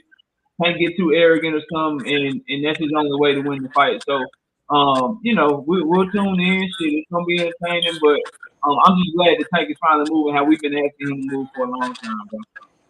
Right. So I want to say this because as far as the Devin Haney, what he said about Devin Haney, man, I don't give a damn what he said about Devin Haney. That shit don't matter to me. Like I see a lot of motherfuckers like, man, he called Devin Haney this, and he hating on Devin. Man, these are fighters. They're fighters. You know what I'm saying? Talk all the shit you want to talk about the next fighter. But at the end of the day, like like my man Knockout was saying, just be willing to do what you got to do to get in the ring with him. That's all I'm asking. I don't care about what, you know what I'm saying? If you call him an email champ, he call you a pussy, you faking the funk, you should stay with Floyd Mayweather. All of that shit is cool with me. This ain't no fucking kumbaya. This is a blood sport. It ain't a kumbaya. Y'all niggas need to stop getting emotional and get mad because a fighter says some shit about your favorite fighter, just as long as they willing to get in the ring and fight that fight. Hey, bro, like, and you on that shit, that I'm on, because I heard, like, y'all know I like Tank Davis and Erickson. Y'all know those are my guys, but I heard Devin Haney take his shots at Tank about the whole Floyd Mayweather shit. That don't make me feel no type of way, but then, when they heard that shit, they're like, oh yeah, Devin shitting on Tank, he doing this, he doing that. But then Tank takes some shots back at him, then it's like, oh man, why he doing that, bro? See, he shouldn't even be like, what we talking about, bro? They boxing, they ain't playing shooting pool or no shit, bro. They warriors. Let them talk their shit. That's gonna make the fight bigger. That's gonna make the fight better, and that's gonna hopefully get them in the ring. Maybe somebody will say some shit all the way sideways to one of them and make them wear. That's the only fight they want, and then we win as fans. So I'm totally on board with you, bro. That shit, like, let them men talk their shit, bro. Right. And like, only problem I have with if you Teofimo Lopez and you're talking shit about somebody like Wilder that's in heavyweight, keep your motherfucking mouth shut.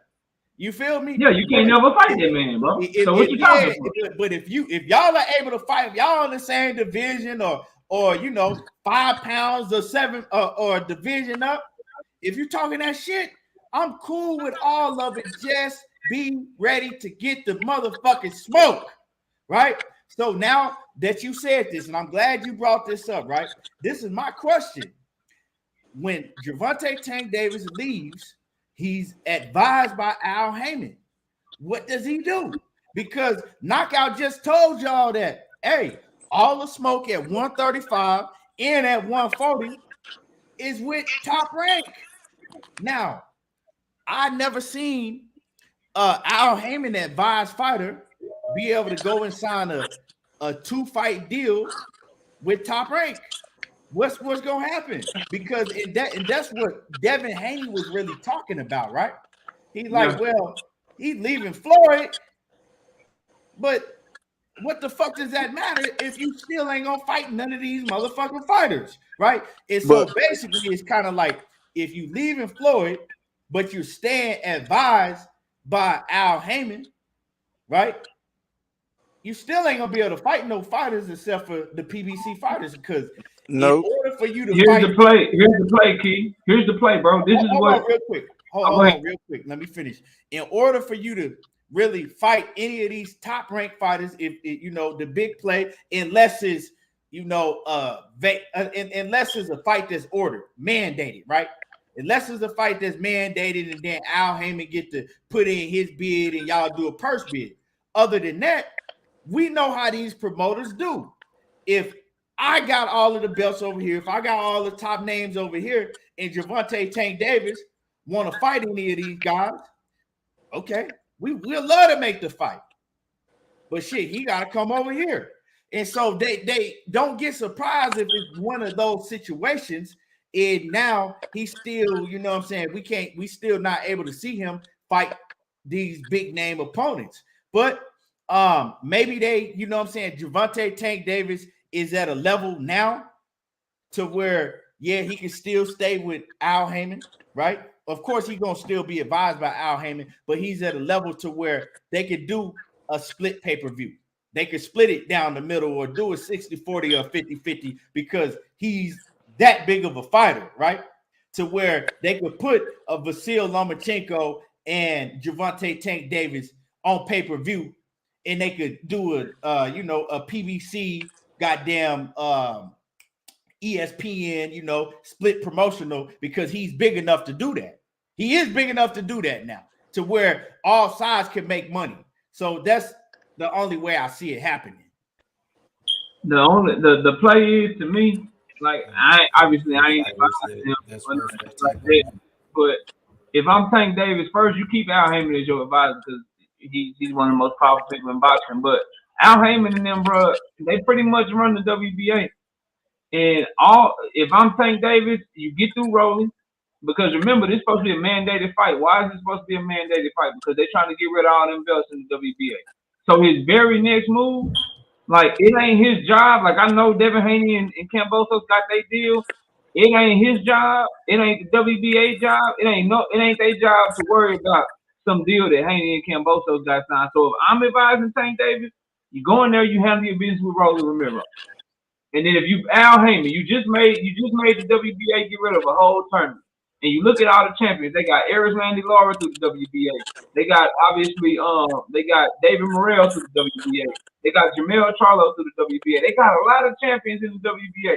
So they got pulled within the WBA organization, bro. And they pay the WBA, their fighters pay the WBA a lot of money in sanction fees. So the play is, as soon as Tank beat Rolly, he needs to be writing a letter, he needs to be sending an email, he needs to be petitioning the WBA to make him fight the winner of of Devin Haney and George Kambosos, and he needs to work his way in the mix that way. And then by doing that, they either gonna have to come to an agreement between his side and whoever wins, Devin Haney's side or Kambosos side, or they let that shit go to first bid, and let's say it's Kambosos that wins. Lou DeBell and them, they ain't got money like the PBC. They could win the first bid. Or let's say the top rank wins. Bob Arum got that money, but we know he just lost the first bid. He lost the first bid with Teofimo Lopez. So you put yourself in a position and you give him no choice to fight you if you try to petition the WBA. That's what he should do. Because he coming off real salty towards Devin Haney, which is cool, bro. Like again, do your thing, but there's ways for you to really go get this fight. And you could look up, and in 2022, yeah, he could have fought Rolly, but he could also mandate his way to an undisputed fight at the end of the year if he plays cards right. That's what I would do. You know what I'm saying? I see people talking about is Loma after Kambosos. That shit ain't signed, sealed, and delivered. Nobody knows when Loma is coming back. And the WBO ain't mandated that shit yet. The best thing to do is try to get the WBA to mandate that shit. Now let me say this, right?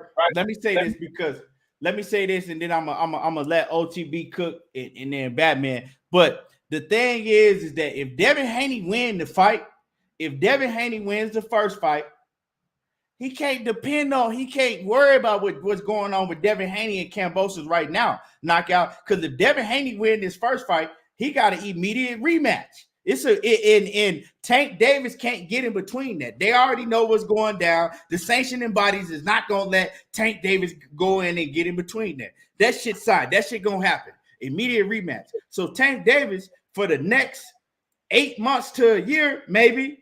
Tank Davis, he got to find somebody else to fight. So he can't worry about what's going on with Devin Haney and Kambosos right now. He got to go get some other smoke. You know what I'm saying? George Kambosos and Devin Haney, just like Canelo said, right? They got business to handle, right? They busy. They busy for the next year, maybe. So he got to worry about, okay, who can he go fight? And it got to be a big name because he ran out of get out of jail free cards a long time ago. He ain't got no more get out of jail free cards. That's it. He got to fight a big name after Rolling. So he got to figure out what he going to do. Once, like I said, he probably going to be fighting, advised by Al Heyman, right? And running off his own promotion, or he going to be fighting as a Showtime. He going to have a Showtime network deal. Right, he gonna have a Showtime network deal. Whatever he gonna do, he gotta find out what big name he gonna go after, and if that's at 135 or at 140. Because at 140, it's a whole lot of smoke. You can get some smoke on the PBC side at 140, right? So it's only two people. It's really Matias and Gary Antoine Russell, and them he ain't gonna move up to 140 to fight them. I'm just saying it's either at 135 or 140. So regardless of what it is, he got to figure out what name he want to do next. He can't worry about what Devin Haney and Kambosa's doing, especially if Devin Haney win this first fight. Now, if Devin Haney somehow didn't win the first fight, then you know what I'm saying? Hey, he might be in the money. He could play ball. But J.A. Dixon, what's happening with it? Salute. He said, what happens if Haney loses the first fight? Yeah. It's crazy. Yeah, I didn't even know you had asked that question, and I said it right before. He you know, hey, Tank Davis is in the action. He in action. Then Tank Davis gets that fight. If Devin he already in action. Key, I know we're gonna pass the OTB. The president that I was using and why I'm saying all this. The WBA already showed they don't give a damn about no signed fight because Earl Spence and Udinese Ugas was signed, bro. Ain't happening like that knockout. That shit was signed, bro. It ain't happening like that. And they mandated a whole tournament, bro. I guarantee they mandated a whole tournament. They told Ugas we don't give a damn what you got. It ain't going down. I'll be willing to bet you anything you want to bet. If Devin Haney win this next fight, and George Kambosos still wants his rematch that's in that clause, they're not finna come in and stop nothing for that. They already know what's is. I'm telling you, bro. I'm not saying they will or won't, but they can. And it's undisputed. I'm about to tell y'all who that fight is. All of that shit that you talking about. Knockout. They can't. No, it don't. Because knockout, man. I'm trying to tell you, yes, it does. Bro, they just had to pay Tim Zoo step aside money to make the second Charlo and Castano fight happen. Because the WBO was ordering whatever knockout. All right. They were ordering Tim Zoo to fight Charlo to fight Castano, and they had to push that shit back because they had to pay Tim Zoo money, bro. That shit don't always trump. They just tell us that bullshit. Money trump all that shit. Nah, no. Knockout. Can I say something? It wasn't a rematch in that fight. If Devin Haney wins the rematch, they cannot get in the way of that because they got a rematch. They got a contract already put out. But I mean, that's the only way. But see, with the Castano and Tim Zoo, it wasn't a rematch. This is a. You mean Castano and Jermell Charlo? Yeah, it wasn't no Charlo. rematch. That's the difference. Knockout. That's the difference. Yeah, it wasn't no rematch. That was a draw. But yeah, OTB, go ahead. It's on you. It's only one person for him to fight, King Ryan, and that's a big fight. That's a big fight. That fight is gonna sell. It's gonna make money. They gonna sell that motherfucking fight. They got history in the amateurs, which we all know. So shit, it's right there for them both. And they both had to get out of jail free passes. So like you say, big bro, ain't nobody pass or go. Neither one of y'all. Shit, y'all career is right in the next 12 months in the eyes of the people. So shit, you got to make that happen. That otherwise, shit, the only other person for you to fight is Loma. And you don't even know if he gonna accept that fight. He said he only want to fight champions, and he said before that he wanted that smoke with Tank. But shit, you don't know that he gonna take that fight coming off of this war shit. So you got to go and make that King Ryan fight happen. And I need you to damn near be ringside when this nigga fights. I mean when Ryan fights Saturday. Shit, Golden Boy ain't letting that shit happen, bro. Shit, they ain't stopping Tank. Man, yes, they already stopped. Stop Tank a big name. They stopped the shit once before to fake a fucking Manny Pacquiao fight, bro. They already stopped that shit once before to fake a fucking Manny Pacquiao fight, put flyers up and everything, bro. They ain't putting Ryan Garcia. They don't even want to put Ryan Garcia in there with fucking JoJo Diaz or fucking Isak Pitbull Cruz, but they gonna put him in there with Tank. Hell, truth be told, the problems might get solved because it ain't no for sure conclusion that Ryan Garcia gonna get past this weekend. Shit, right now, bro, Tank need Ryan Garcia to take that fight. Who the fuck else? Who he gonna fight? Bro, if Tank come calling, he can get fights. It's an issue whether or not he wants to. That's what we saying. We tired of seeing him fight the same scrub. So shit, you got to go get you one. And if you gonna go get you one, that's a piece of meat for you. The only way he can get is if he get them to mandate some shit, bro. Otherwise, he's gonna have to move up to 140. There's nothing for him at 135. Regis Prograde. Regis Prograde. That's Regis right. Prograde. Shit, Regis about to fight Zapata. He in line to Regis fight Zapata. Regis got a championship fight coming up. He ain't dropping. You think Zapata to fight Tank? Yes, he will. You think Regis, because it's going to be pay-per-view, you think Regis is going to fucking fight for a belt when he can go on pay-per-view and make more money? I mean, it depends, bro.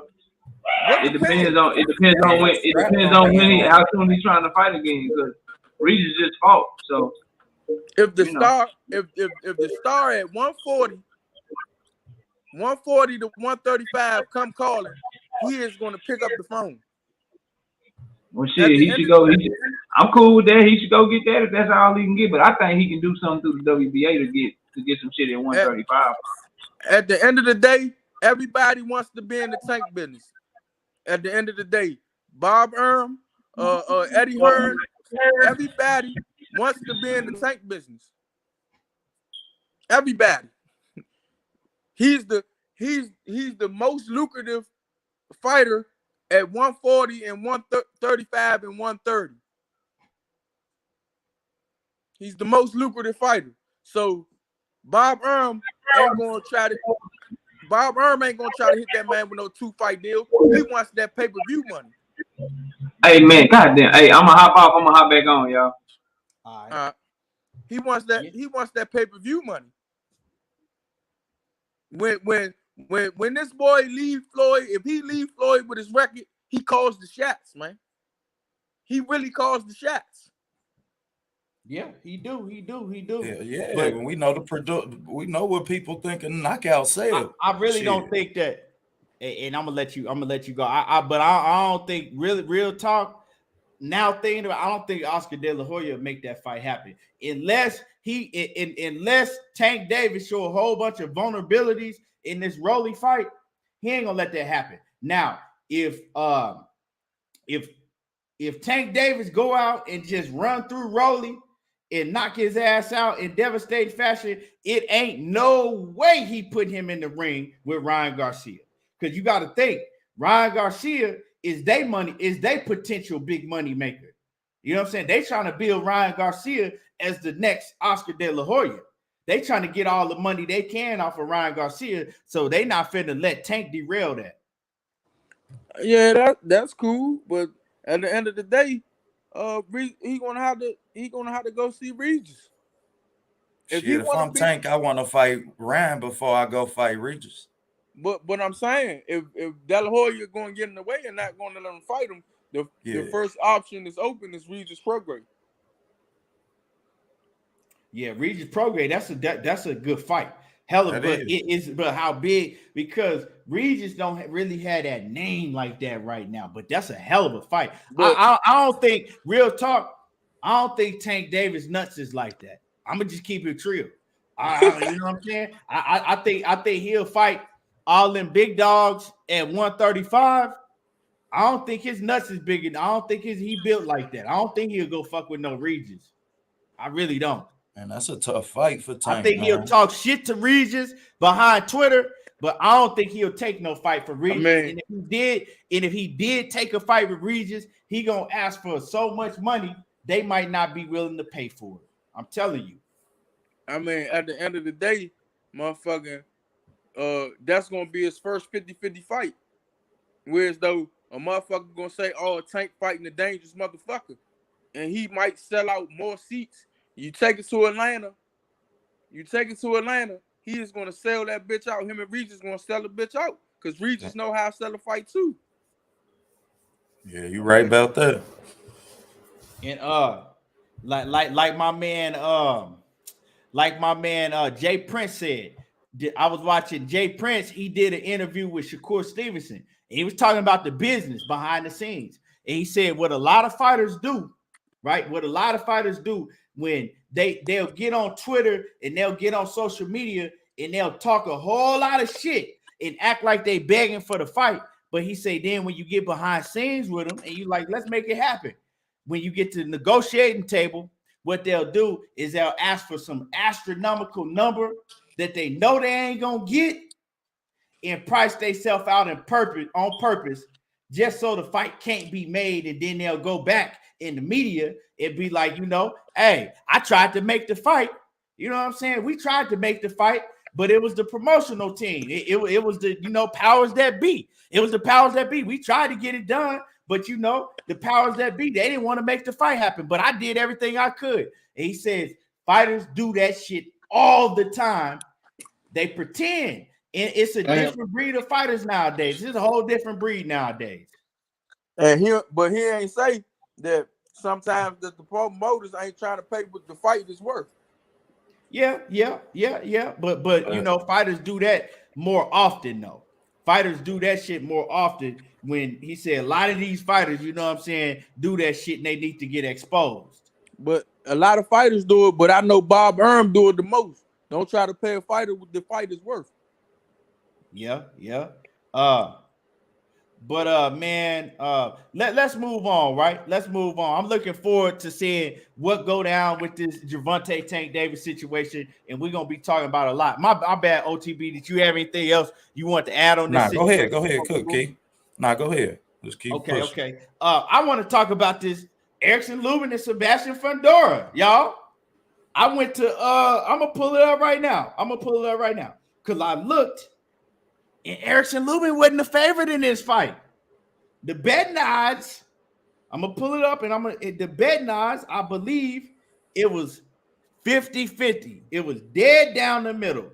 I'm pulling it up right now while I'm talking to y'all. Hold on. The betting odds is 50-50. Well, let me make sure. I'm pulling it up right now. I can't wait for this fight. This shit finna be fireworks. So you got where's it? Okay. So it was 50-50. Now Erickson Lubin, they done gave him the edge barely. Erickson Lubin it's like shit. It's a 45-55. It's closer than 45-55. You know what I'm saying? It's like 45-55, right? So basically, they got these odds almost dead even. So they looking at Sebastian Fundora, and I heard KQKC earlier. KQKC say, I got Fundora. And I'm looking in the chat, and a lot of niggas had Fundora beating Erickson Lubin. A lot of niggas got Fundora. You know what I'm saying? My question, I thought it was finna be hammer time. I think it's gonna be hammer time. But a lot of people don't think it's gonna be hammer time. You know what I'm saying? A lot of people think that Fundora is gonna be his kryptonite. That Fundora is finna put hammer time to sleep. Cause I'm gonna tell y'all right now. The only chance that Fundora has to beat Erickson Lubin is to knock him out. If he can't knock out Erickson Lubin, it ain't no chance in hell Fundora is beating him if he can't knock him out. Well, what Vincent McMahon always say? You have no chance in hell. Yeah, he ain't got no chance in hell. He ain't fucking with Erickson Lubin unless he gets the knockout. Now, is there a chance that he could knock out Erickson Lubin? Yeah. It's a chance that he could stop him because Erickson Lubin got a motherfucking glass chin. You know what I'm saying? You hit him in the right spot, he finna get to dancing, and you know what I'm saying? He finna get to dancing and shaking and wobbling like a wino. That's just him. That's the worst thing about Lubin. He don't got no chin. Everybody know that now. It's not no secret. Fundora know it. Fundora trainer know it. Everybody know it. But they not fucking with him otherwise. I don't care how many people and who think that Fundora can box so great and inside. That shit don't matter. He can't match Erickson Lubin in no other area except for maybe, you know what I'm saying? I'll say, Fundora, he throw a whole lot of punches. So activity and chin. That's it. But who knows? Does Fundora have a motherfucking granite chin? Because y'all talking about like Fundora got a granite chin. Erickson Lubin can punch and he got power in both hands. Erickson Lubin can punch and he got power in both hands. But with that being said, it's hammer time over here. And I think Erickson Lubin, he got this in the bag. He got it in the bag. I got Erickson Lubin. I got hammer time. OTB, man. Go ahead. All right, man. First of all, let me tell everybody who picking Fundora to win this fight, man. Get y'all ass to OTP boxing class, man, and catch that video I got up on that joint, man, because obviously y'all don't know shit about boxing. Because just because you could throw a lot of punches don't mean you could fight in the pocket. This man ain't got a lot of head movement. He damn near ain't got none. For a fighter that ain't got no head movement, goddamn it. But y'all telling me he about to knock somebody out. Fundora ain't got no weight transition to transition his power. That's why he throws so many damn punches. So we gonna make it make sense, man. And I'm curious what the fuck y'all see and how y'all see it. But you know, I just don't see it. I think it's about to look like when Mike Tyson was in Hangover and he hit the motherfucker after he was playing the Phil Collins shit. That's what that shit about to look like. Go ahead, man. I don't see it, bro. I don't see it. What you got, Batman? Batman, you alive? Yeah, I'm over here. I was eating, What you man. Man, I talked about this shit all yesterday. Only thing to me, Fundora got is the puncher's stance.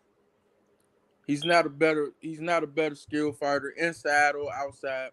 Only thing he got is the puncher's stance and a high work rate. If he can outwork Erickson Lubin. The only thing that's the kryptonite of Erickson Lubin is, can he take the punch again, man? Is his chin gonna stand up? That's the only thing I got to worry about with Erickson Lubin. Other than that, skill for skill, he's 10 times better than Fundora. Pause real quick, Batman. I'm gonna let you just pause real quick and then continue. Lower to the boxing game, my man Kwame East. Put 100 on it. That's all I want to hear. Put 100 on it. Go ahead, Batman. Hold on, Bat. Let me say something right quick, bro, before you go in. Man, everybody keep talking about he ain't got no chin, man. We done seen him hurt a lot. But Jamal Charlo ain't just no light puncher, man. And if y'all think that Fundora is half of the puncher that Charlo is, y'all lost y'all goddamn we talk about Terrell Goucher and you know, man, Goucher, Rosario hurt him. You know what I mean? So Rosario and Goucher hurt him. So yeah, he got a glass chin. But put 100 on it, Lord to the game. That's all I want to hear. Say yes, I'll put 100 on it. Put 100 on it. Go ahead, Batman. Yeah, I mean OTB, like in Rosario hit that man with a half a jab, man. And if Rosario would have came to life and the button and the light would have clicked, he probably would have stopped Erickson Lubin. But I mean, like I said, he's only got a puncher's chance. I mean, I'm like skill for skill wise. Erickson Lubin is 10 times better than him. I put my house on it. But we don't act like ever since Charlo done fuck this button up that shit ain't been looking right in certain fights. I mean, so I'm going with Erickson Lubin. He's my guy. We the same color. I gotta go with him. And he's the better fighter. So that's all I gotta say, kid. So me and Kwame, we got $100 bet. I got Lubin and he got Fundora. Bet. You wrong as shit, Kwame. Bet. Yeah, I can't. I can't go on that. Any of you other niggas want to put, if y'all want to pick Fundora, put 100 on it. And I'm talking about Fundora. And don't get it twisted. Fundora just got his ass beat his last fight. I don't care what none of y'all say. Wait, hold on, man. What you talking about? You got not Lubin. I don't understand that, bro. You got to make clear if you want to. You got to make it clear if you want this bet or not. I'm fucking trying to put. He trying to. He pulling that Bomax shit. That's that Bomax shit right there. I got not Lubin. Nah, man. Do you wanna? Is you picking Fundora or not? The bet is on. Okay, bet. Yes, sir. All right. Yo, y'all done talking? Huh? Was you done talking? I mean, yeah, I was done, man. You know, Oh, it got real quiet up in here. I didn't know what was going on. Y'all niggas quiet as It hell. was still on bat. I was letting him cook. Hey, let me give my man Tony Harrison some shine. Let me give my man Tony Harrison some shine, man. Cause bad, you know what I'm saying? Super bad. Tony Harrison coming back this weekend too. He on that same card. He the co-main event. Super bad Tony Harrison. You know what I'm saying? D-Town's finest. Well, I ain't gonna say D-Town, but you know what I'm saying? Detroit's finest. Tony Harrison. He fights Sergio Garcia. Sergio Garcia, we seen him fight Fundora, right? He fought Fundora his last fight, and that was a close-ass fight, y'all. Sergio Garcia and Fundora was a close fight. A lot of people think that Sergio Garcia beat Fundora. A lot of people think that he beat Fundora. You know what I'm saying? I'm one of them, Keith. You think he beat? Yeah, a lot of people think that he beat Fundora. I thought that fight could have went to Sergio Garcia or it could have been a draw. It was a very close fight. Sergio Garcia is from Spain. He's a Spaniard. Now, if Tony Harrison let this motherfucking Spaniard beat him, he needs to hang it up.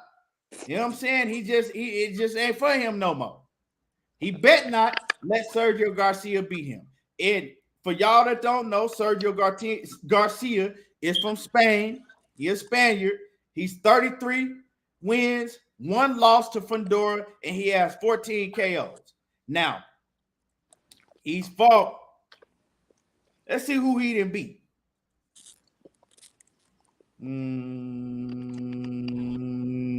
Nobody.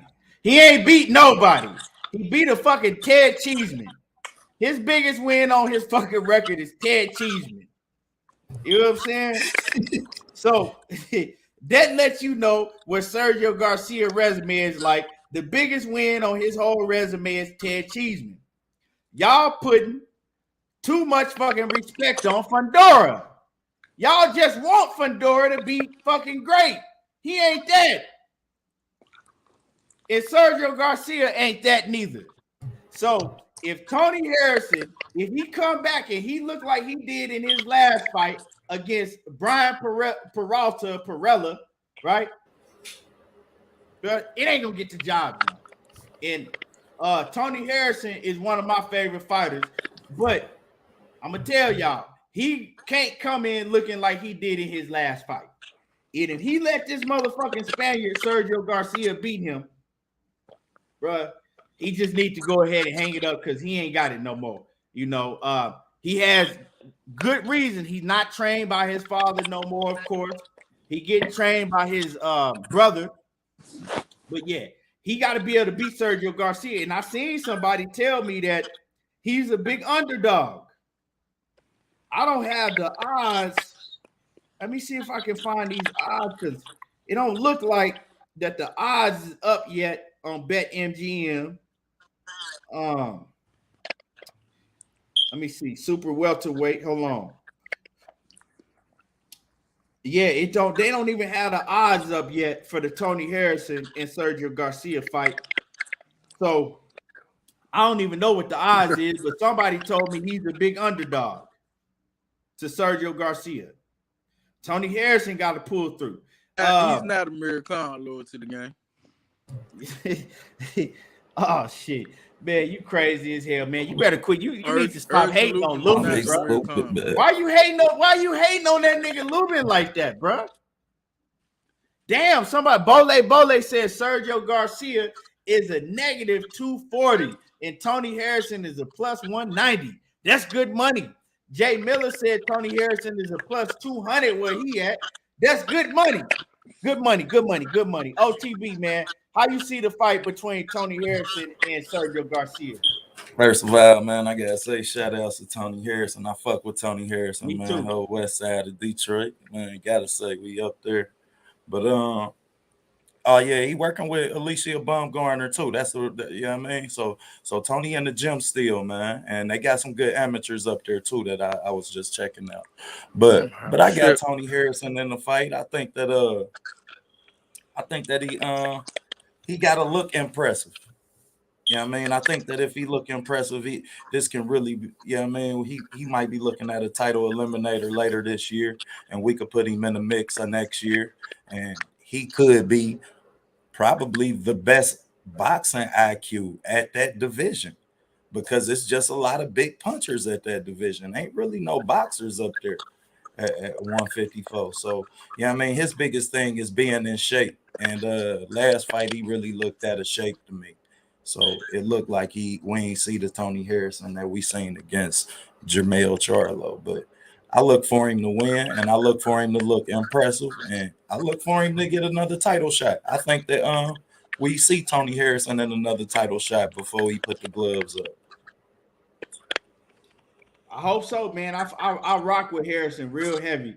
You got to do a breakdown on your channel of Sergio Garcia and Tony Harrison, man. You got to do that. I You know what I'm got you. I saying? Do got that you. for the D. My man, Batman, man. How you see that fight going?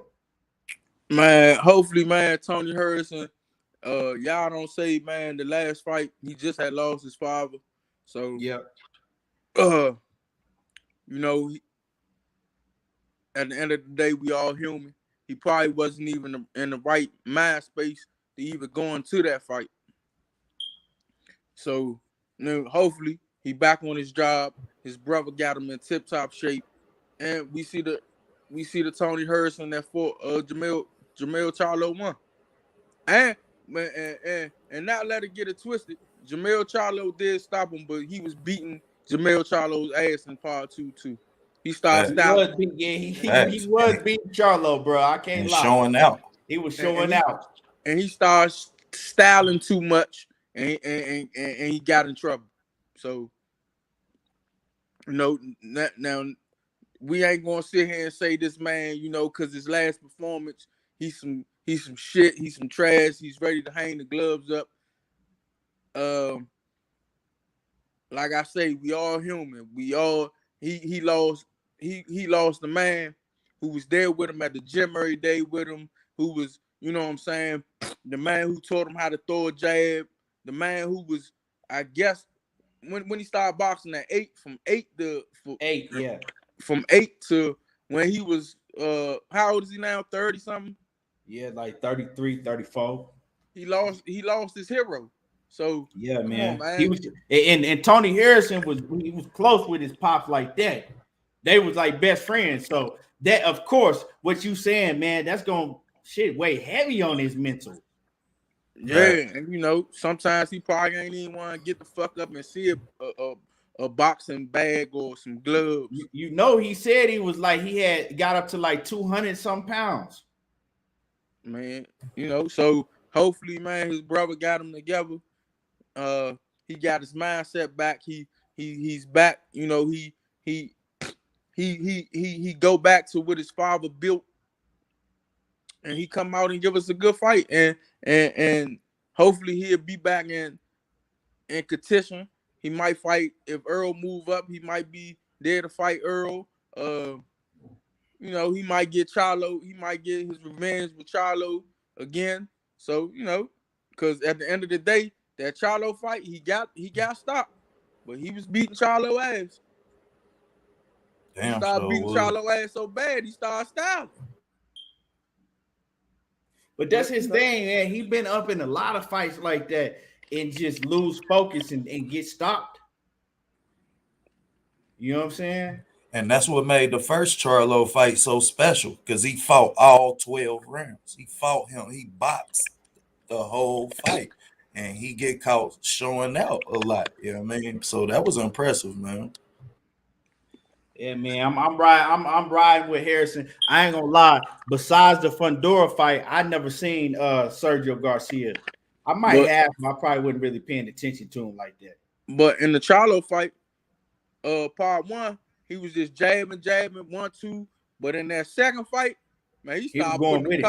He was putting them combinations together. Yeah. If he come out like he looked in that second Charlo fight, man, he gonna fuck up Sergio Garcia. Who know? Are y'all real familiar with Sergio Garcia? Anybody? OTP? Yeah, I'm not. I seen him fight the Fundora fight. Yeah, so I the know Fundora that fight. he gonna be there to fight him in the pocket. I know that he gonna be there. He gonna try and fight him in the pocket. Yeah. But what that's what made the combination so impressive in the second fight. The first fight he boxed him on the outside. The second fight he called him a bitch ass nigga and beat him on the inside. Let's remember he was talking that shit before that fight. And he went out there and showed up. He just showed out too much. Yeah, man. Yeah, because I thought I ain't gonna lie, when I was watching that fight, I was like, damn, child, you about to lose you about to lose your whole shit, man. But I mean, Charlo came with that punching power. I ain't gonna lie, I wanted to see Harrison win that fight, man. I was rooting for Harrison. He already had won the motherfucking build up to the fight. Man, he was making Charlo look real stupid in them press conferences. Facts. He had that nigga, bro. He had Charlo looking ignorant in them press conferences. I said, man, this nigga Harrison getting off on his ass. And Harrison, a cool ass nigga too, man. I didn't have the chance to meet him and chop it up with him, man. He cool in the motherfucker. He a real ass nigga. Harrison definitely is. They got food drives and everything going on up there. Harrison be giving out turkeys, man. Yeah, man. Harrison a real ass cat, man. Cassandra DeQuaid, she say cornball Harrison. Hey, that shit was getting under no, you mean cornball Charlo. Cornball Charlo, you mean to say. That shit was getting under Charlo's skin. He's like, man, look at this fucking cornball, this cornball ass nigga. That's a press conference to watch. Hey, man, that shit was that, man. Yeah, that was the one. And I know, I remember, right? They was trying to put out a narrative that Harrison was faking his injury, right? Harrison wasn't faking his fucking injury. I seen Harrison in the MGM, right? Probably like 3 weeks after that, and Harrison was in the walking boot. He wasn't faking shit. He was in the walking boot. Yeah, but on crutches. That was one of the best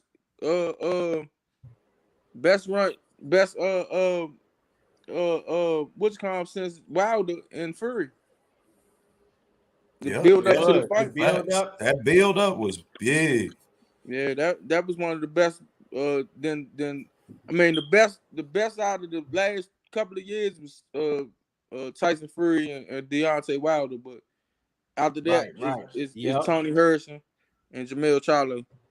Yeah, man, that was a big. So man, we rooting for I'm gonna go see if I can find some tape on Sergio Garcia.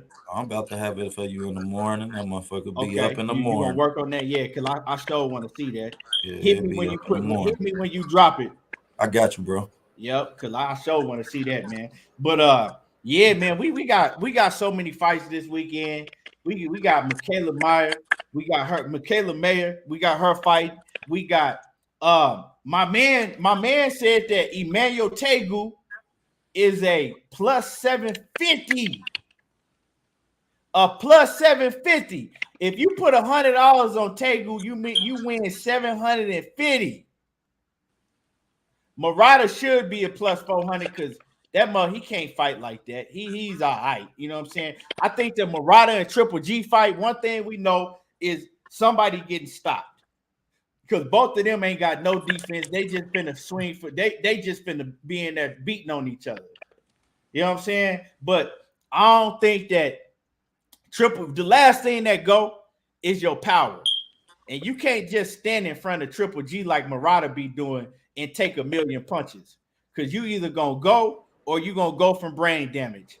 Pick your motherfucking poison. Pick your poison. And Murata ain't got a chance in hell. He slated to fight Canelo already. You ain't got a chance in hell to win that fight.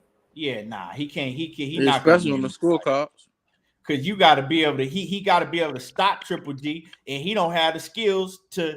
I mean, you got to be able to stop Triple G, and Triple G got a retarded chin. That motherfucking chin is just retarded. You know what I'm saying? And then he can't outbox Triple G because he can't box. He a slugger. He gonna be right there.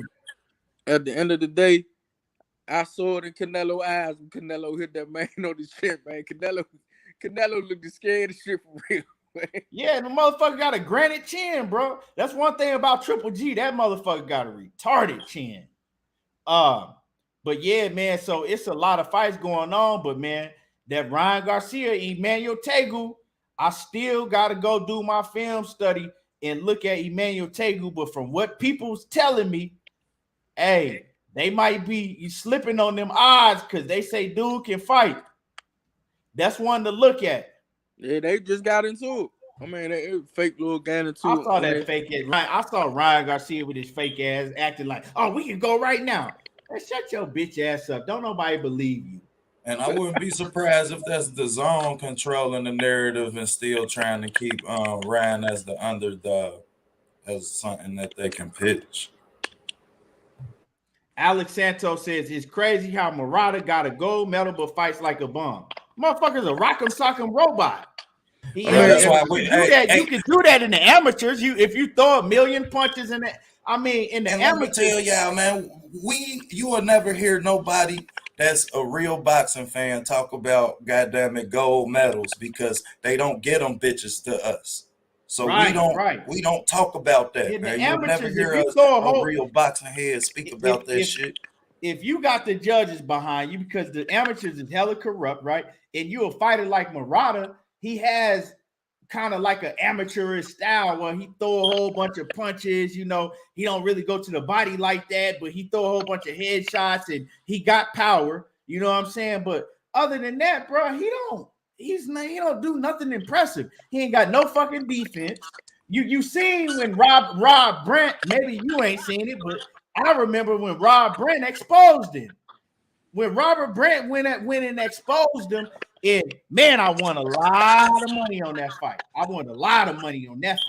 Robert Brant exposed his ass, and Robert Brant was a plus 800 underdog. He was a plus 800 underdog. You know what I'm saying? And Robert Brant ain't all that great himself, but dude is a fucking robot. You know, but Triple G already up like 4 rounds. Facts. Second to fight start. And another thing, Murata ain't fought in 3 years. Murata ain't fought in 3 years, man. 3 years. But one thing you can look at is the fight is in Japan. It is in his home country. And I'll tell you what I was on. I ain't even studying that shit. I was stoked that they announced Emma Williams kept Cordell Booker. I'm gonna be on the Amanda Serrano card. You know my partner that live up the street from me. He trains Emma Williams. That's what's up, man. I fuck with Emma, man. I fuck with Cordell too. Out of Stanford, Connecticut. I fuck with both when of them. Fight, when you said they fighting? They fighting on the Amanda Serrano card. Okay, dope. I'm gonna have to holler at my April boy 30th. about that. J.A. Dixon, I've been saying shit on Instagram that he been posting, but Robert Easter, you know, he looked like he fine. He looked like he recovered because he was in this little bar. Yeah, he good. He got shot, but it wasn't like no serious shit. You know, no, it wasn't no serious shit. He should be announcing something. Yeah, he got grades or something. Yeah, he was good. Harrison Hurd too need to happen. Man, Hurd is done. That nigga Hurd, but Hurd did good for himself. You know what I'm saying? He got a trucking business. He into real estate. Hurd don't need to box no more. He shouldn't box no more. I'm gonna tell y'all, Hurd is one man that he don't need to box no more because he's good outside of the ring. He made great business investments, and he good. He don't need to take no more punishment. Hurd is a fighter. In his short career, he took a whole lot of punishment. And I don't want to see him in the ring no more getting, you know what I'm saying? Because if Hurd continues to box, if Hurd continues to box, Hurd is gonna be like a Meldrick Taylor. If You know what I'm Herb saying? box, no, if Herb box, he need to go holler at Derrick James. Yeah, that's a good Yeah, fit. Hurd don't need to box no more. He's taking too much punishment, man. And I knew that shit wasn't gonna last long by the way he fight. I knew it wasn't gonna last long, and you could tell that shit slowed him down, and he was just never the same fighter after taking it. See, a lot of people be like, "Oh, it's the J Rock fight." It didn't have nothing to do. The J Rock fight was just a part of it. That shit was coming. It was coming. He was taking punishment. Every fight he was just taking punishment and more punishment and more punishment. He's not. Yeah, he's good. He good outside the ring. He don't need to fight no more. And he But ain't man, really I'm gonna get need ready to wrap boxing. it He up. wasn't one of them boxers that came, I mean, that would had it hard growing up. None of that. Man, dude ain't really need boxing. He just loved boxing. Yep.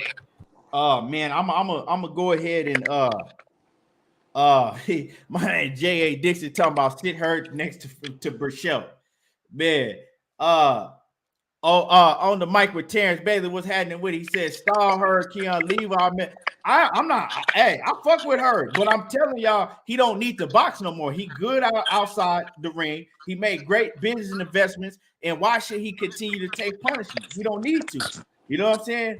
If you love him, you wouldn't even want to see him get in the ring and take no more punishment because he's just the type of fighter to where that's him. He gonna continue to take punishment and he gonna end up like a Meldrick Taylor to where he can't talk. I don't want to see him like that, but I fuck with her. Man, I'm getting ready to wrap it up.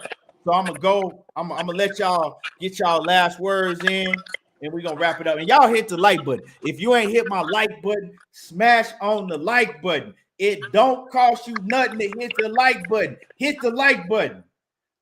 Batman, let me get your closing words before we get up out of here. Man, it was great. It was a great show today, man. Glad to share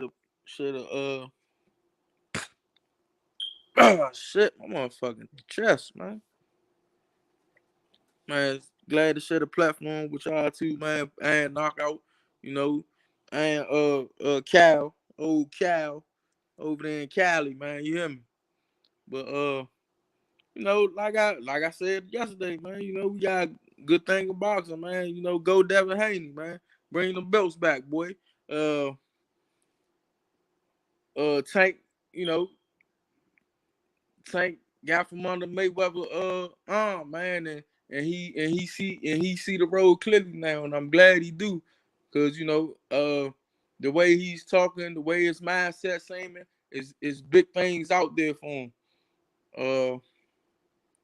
Earl and Ugas. Earl talking about this man down. He ain't put nobody down lately. So I'm just hyped that Earl is talking like this, and shout out to Porter for asking the right questions and how he asked the question, and he said that's what he want. He want Terrence Crawford next if he get past Ugas, so everybody can calm that shit down. And it's a good Wilder, Fury, Dillian White on. They say my man Usyk get the lead and go in the camp. So bitch ass AJ, my fault. I ain't gonna say that. AJ, he should have went to one of the number one fighting coaches to get worked on, but he whatever he's doing, I hope he's doing it well, and I hope he gets it to get back in contention of getting his belt back. And, we got a hell of a boxer, man. It's on. Yes, sir. Man, OTB, let me get your last statements real quick. We're gonna get up out of here. Shit. First of all, great show to the guys, man. Appreciate talking that shit with y'all. We got a show with me and Kwame gonna do a show tonight, man. 9:00 Eastern time, man. Y'all check into that. What time y'all coming on? 9. 9 Yeah. o'clock Eastern. Okay, Yeah, we be on 9 o'clock Eastern time, man. Yes, sir. Yes, sir. On what? On your joint? Nah, it's gonna be on Kwame on Loyal to the Game Boxing, man. So everybody Okay, check dope, in, dope. man. Hell yeah, dope for sure. You know what I'm Yeah. saying? And drop your link so everybody can sub to Yeah, OTB definitely got a Boxing, link man. in the chat already. I'm gonna drop another one. Man, shit, I was gonna drop Errol Spence you guys in the morning because that motherfucker already done. But now we gonna work on Sergio Garcia. Everybody who ain't hip to we gonna drop Sergio Garcia and Tony Harrison in the morning. So everybody check into that, man. Yeah, Definitely be I'm done. definitely gonna watch that.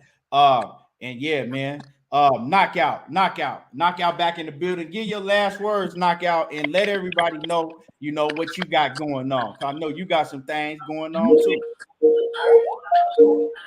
Yeah, man. My bad, y'all. Damn. I wanted to cook with y'all some more, but I'll be back tomorrow, man. I know the show tomorrow gonna be fire as hell.